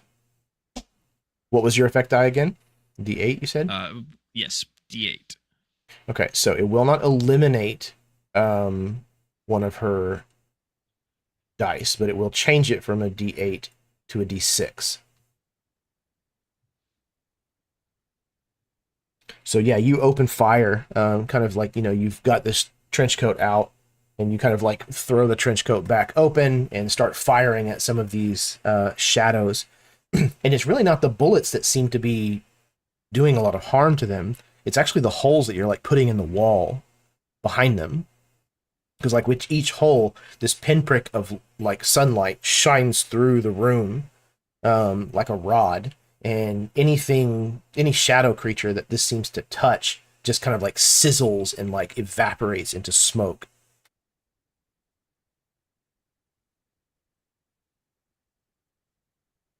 Okay. Everybody acted. Cornelius, did you act?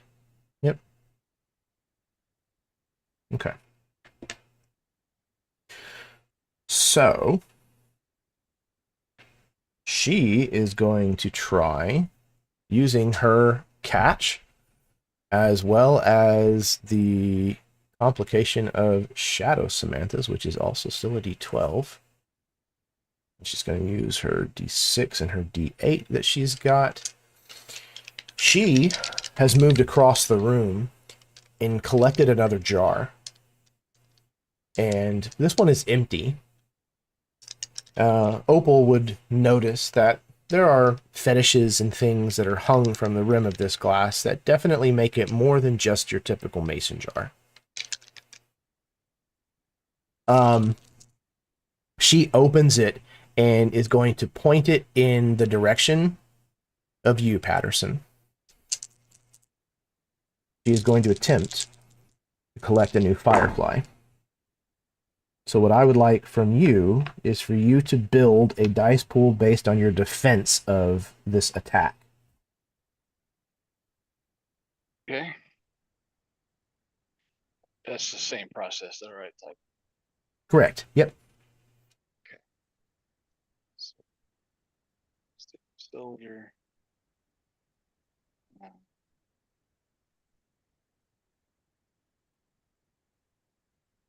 Sick with disgust. Mm-hmm. D6. Fitting. Keep the terrified marine D8. D10, 6, 8. I want to add the relationship with Samantha to it, with the Shadow Sams coming at me. Certainly. With their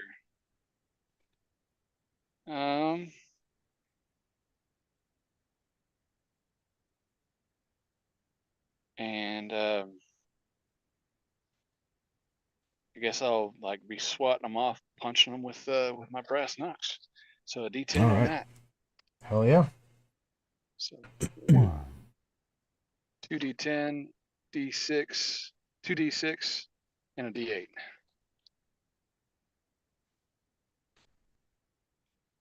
Let her rip.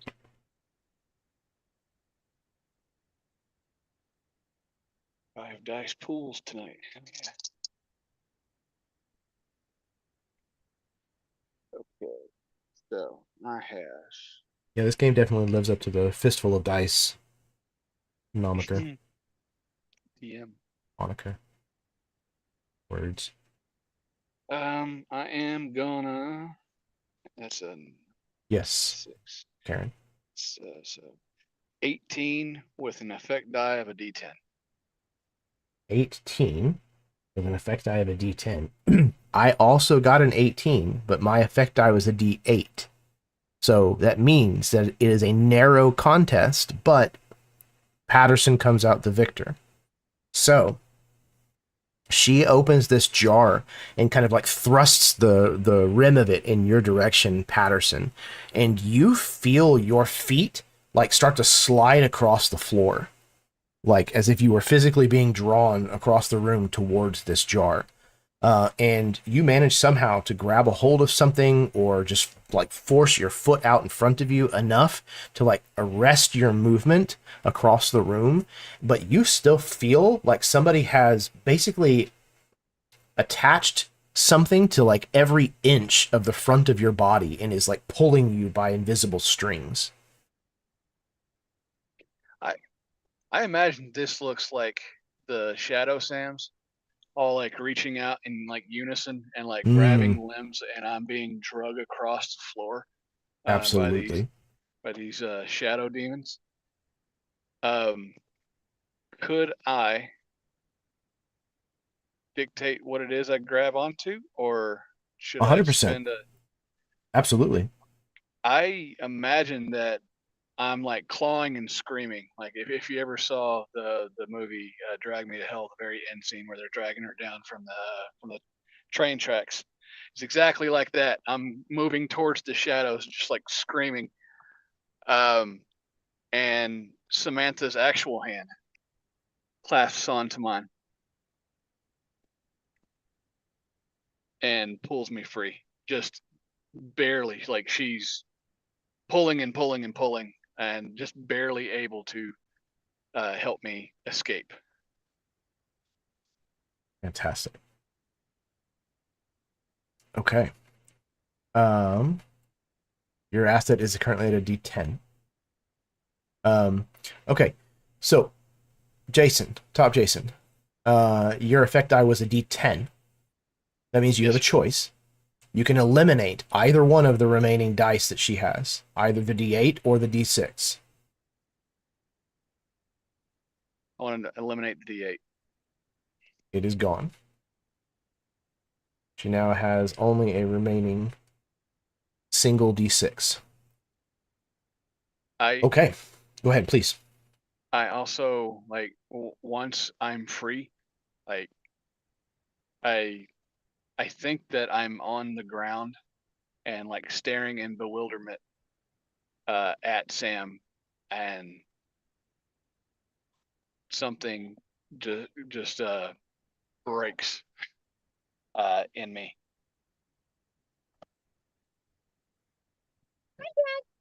Absolutely. Okay. Who's next?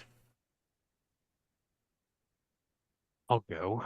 I think kind of seeing this play out, seeing Patterson almost gets sucked into this jar, but then, Samantha intervenes and saves him even as these weird shadowy, tainted clones are trying to pull this terrified man into this jar. I think Freddy, again, sort of riding the high of his rage after collapsing part of the roof. I think he'll turn and he's actually going to try to do what I think it was either Patterson or Sam, one of the two of them, destroyed that initial jar that this German woman had. I think that's what he's going to focus on. Like I think he probably doesn't feel the pull as much as the intended target, so he kind of like skirts around and he's just going to try to grab this jar and just smash it into the ground as hard as he can. So I did get a 1 on this, Jeremy, just so you are aware. But I got Okay. a 9 on my anger, a 2 on roughneck. The 1 was on running out of time. 5 on the boxing gloves, 6 on weird, 3 on the sunlight asset for a total of 15 with a D10 effect die. 15 is a D10. Correct. Okay.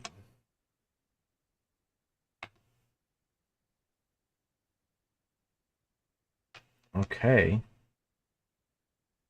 So she actually got a 16 with a d6 effect die. So that is going to be a failure. Okay. And that means that you are going to take a d6. Could I add something to this, or is it too late at this point with a plot point with a special effect potentially? Potentially. Do you Okay, have because something I that have might apply? yeah, so I can spend a plot point to perform a fantastic feat of strength, and that is a D12 that I could potentially add to that to increase my total. Um, I don't know Okay. if it's too late to do that since No. you know. Okay, so yeah, I guess maybe as he's feeling like this won't quite do it, I think maybe it's because of this, the granny sleeve tears a little bit more as he just kind of reaches for this jar with all of his strength to try and get this taken care of. That's a 12 on the D12. So that's a Okay. total of 27 and then a D10. So a 27 will Mhm. end up being 10 points higher than what he got. So you actually earn 2 hero dice from that. Hot damn. And Um, remind me, what are the increments for the so hero dice? yeah, so I think it is cascading. So the first hero die that you'll get is a Mhm. d12. The Oh, second Jesus. one that Okay. you get is a d8. Oh, nice. Okay.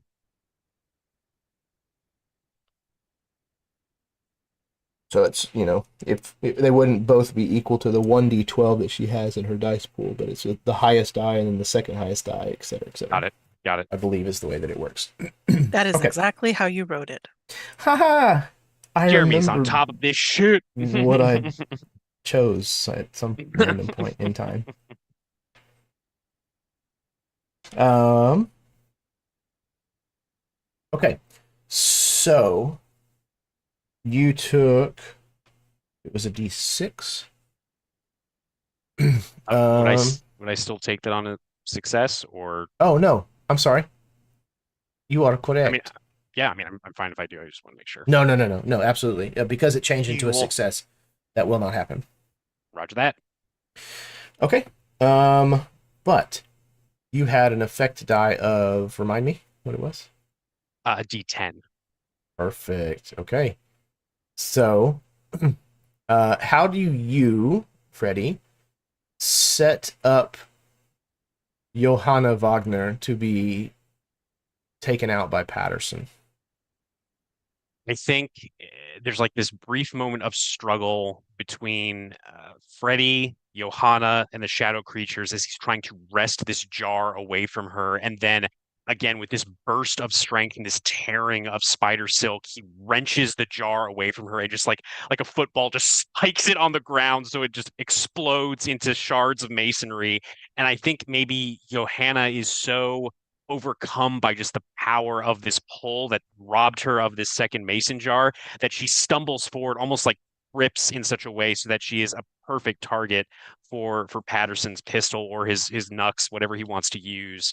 But she's completely discombobulated and her footing is off to the point that she's not going to be able to recover in time to avoid whatever Patterson does next. And we even see these shadow creatures that she commands, these fireflies, are staggered. They're, reacting in a similar way to what is affecting her. Patterson, how do you end this nightmare? I think as as I'm on the floor and I'm like realizing that Samantha saved me from being pulled in and becoming a firefly, uh, and the the chaos of what's going on with Freddy as he as he attack, I will turn and stand with the Smith and Wesson and point it directly at her forehead, uh, and say, "Eat shit, you weird bitch," and pull the trigger.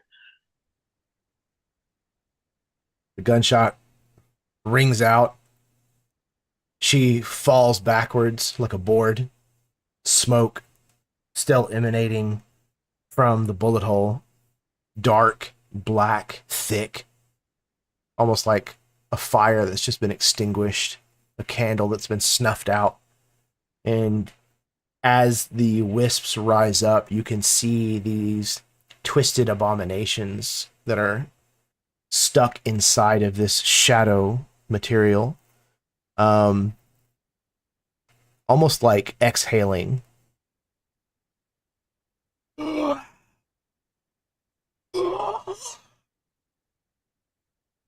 As they dissipate into wisps.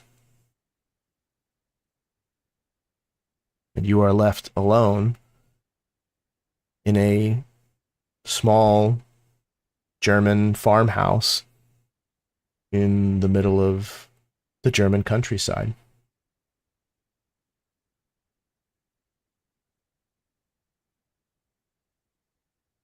What do you do next?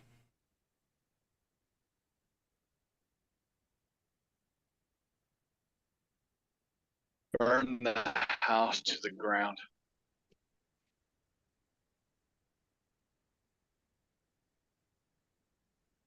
We cut to moments later as the group of you were walking away from this house that is just absolutely engulfed in towering flames, sending a black column of smoke high into the sky. And we can still see those figures, those twisted and warped, in the smoke that is rising from this house. And even from this distance, you can hear them exhaling slowly as they rise. When you head back to the barn that you came from, you open the door, you step through.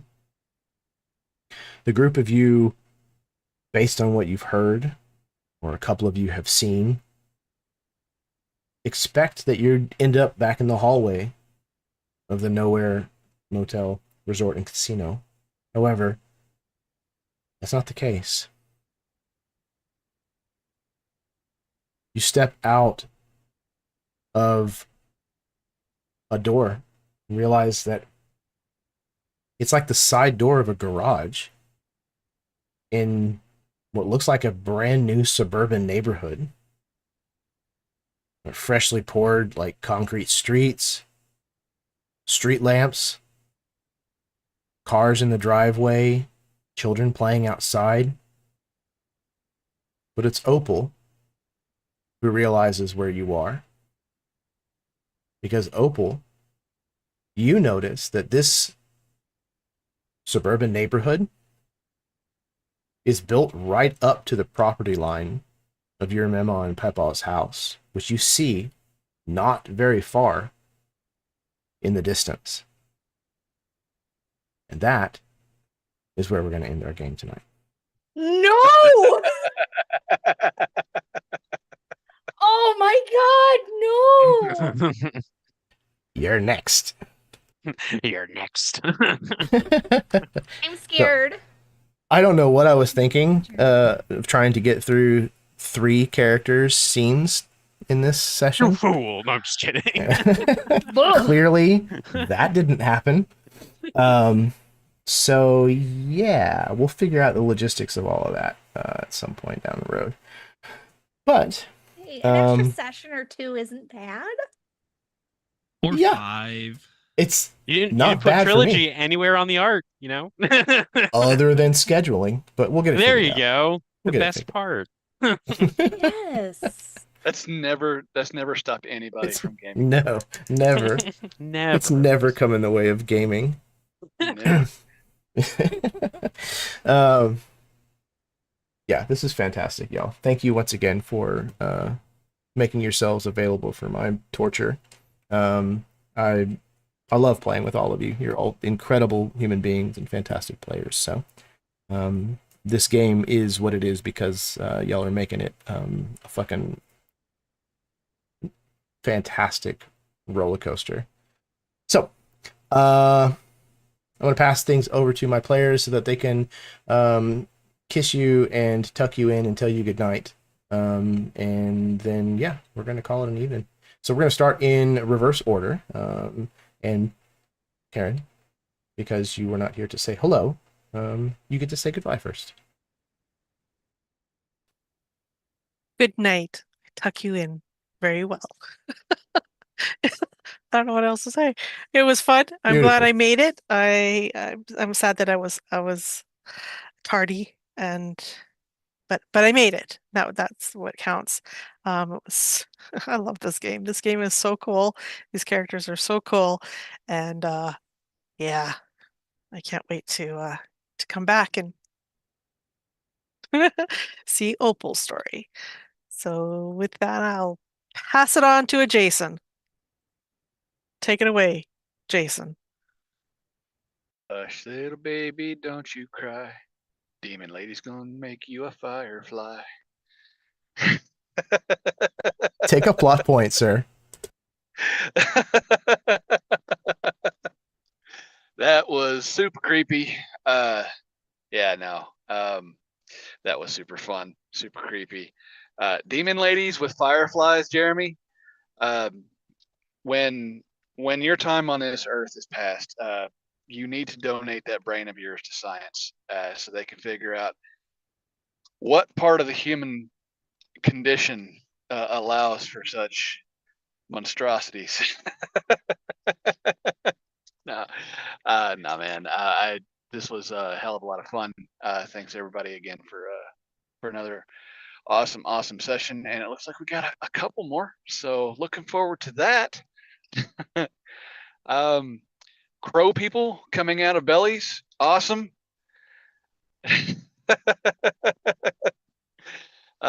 Man, can't wait to play more. So good night, everybody, and we'll catch you next time. I will pass it over to Le Baron. Did you just skip Sarah? As is Yes. tradition, so it must be. That's terrible. Sarah, reclaim your time. Reclaim your time, I Sarah. reclaim my time, please. I'm an asshole. Fuck. Starlight, good night. Sleep tight. And don't let the Wendy boys bite. This was fun. I'm horrified to the point where the moment you did that whole outro with Opal's shit, I'm sweaty. I'm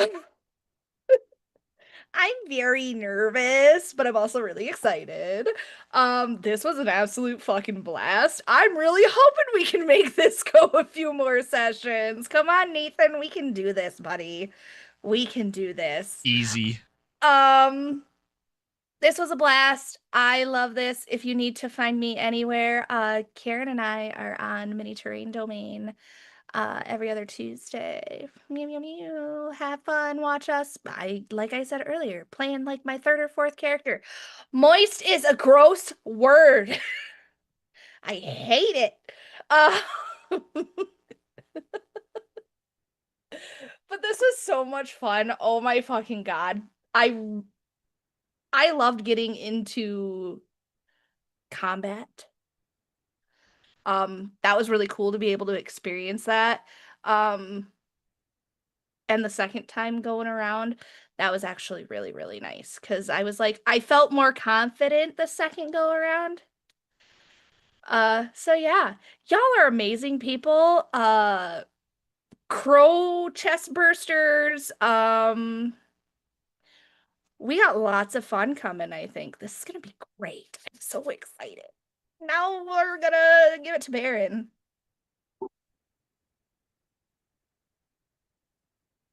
Hi, I was Baron. I had fun. Take it away, Nathan. I love you guys. I love being here playing these games and especially with you guys, and I never know. I know that when I sit down at this table, it's going to be a good session, but I never know where we're going to end up by the end of the session. And this is not where I thought we were going to end up by the end of the session. But fantastic. I wish tomorrow was Friday again so we could do this again, because I'm fully invested in this world and these characters, and I can't wait to see and learn more. And I can't wait to play more. Karen doesn't know it yet, but Freddie got a pretty big lore dump for Sam and Sam tonight. So again, I'm just more and more interested to find out where these stories intersect. Now to find out what each of our quote unquote crossroads are going to look like. Because again, that's not what I expected from Patterson's door at all. So yeah, I cannot wait. Sarah, it's not my fault that I am the moist fellow. That's Jason's fault, so you can blame him for that. I'm just owning up to it. So Yeah, Jason, do better. I just got a text from my husband that I'm too loud. But fucking gross. I can't wait to be here next week for more of this madness. And yeah, I love you guys. And yeah, come back next week and watch us have our hearts ripped out again. All right, that just leaves last, but certainly not least, Bottom Jason. I will take it. And Jeremy, I have full confidence that next Friday you can get through 5 different character scenes plus an ending. It's going to be an easy, 3, maybe 2.5 hour long session. It'll be perfect. Don't worry about it. But regardless, I am just so incredibly pleased with how things have kind of developed in this game. It's such a unique setting. Of course, thank you, Baron, for letting us kind of play around in this setting, and of course, thank you, Jeremy, for just being an amazing storyteller and facilitating us to also be amazing storytellers. It's just I love how eldritch things feel, but also kind of the weaving in of alternate history. It's so good, so flavorful and so different. So yeah, I cannot wait to see what happens next week and what we learn about Opal and Samantha and all these other crazy characters, and that Cornelius guy, he seems kind of interesting too. So but I'm very excited, looking forward to it. Also, good night or whatever.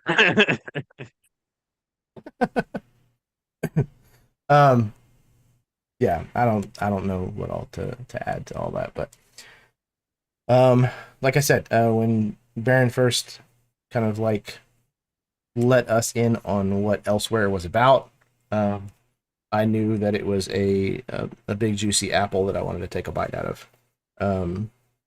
So I'm very, very excited that we got the chance to play through this at least a little bit. I cannot wait until we get to see the rest of them. Some of these are pretty spicy. So yeah, thank all of you very much for, again, just being just incredibly generous with your time and with what you bring to the table, and as well as your kind words for me, but also for your fellow players. I'm thrilled with what we have already covered in this game, and I cannot wait until what we have in store. However many sessions that might take, whatever scheduling nightmare it might be, we'll get through it. So, yeah, we're going to go ahead and get out of here. I'm going to do all the stuff at the end, which is to tell you thank you for watching us. If you tuned in this evening, or whether you may be watching at some point in the future, it really does mean a lot to me that that you're finding entertainment in this really bizarre story. So thank you for doing that. Do all the stuff that the algorithm likes to see. Hit the like button, subscribe, share the link around, talk about it with your friends, play Cortex Prime, leave a comment. Tell me, hey, this game's cool. Hey, this game stinks. Whatever. Yeah. I appreciate the love and the support, as always. So go out there and be nice. Be nice, fuck ice. Costs you absolutely nothing to be kind. And it could make all of the difference in the world to a complete stranger. You have no idea what they might be dealing with. So go out there and spread love. Okay, I think that's it. I'm going to climb down off my soapbox and get out of this chair for a little while. So until next time, may your dice roll high and your snacks always be within reach.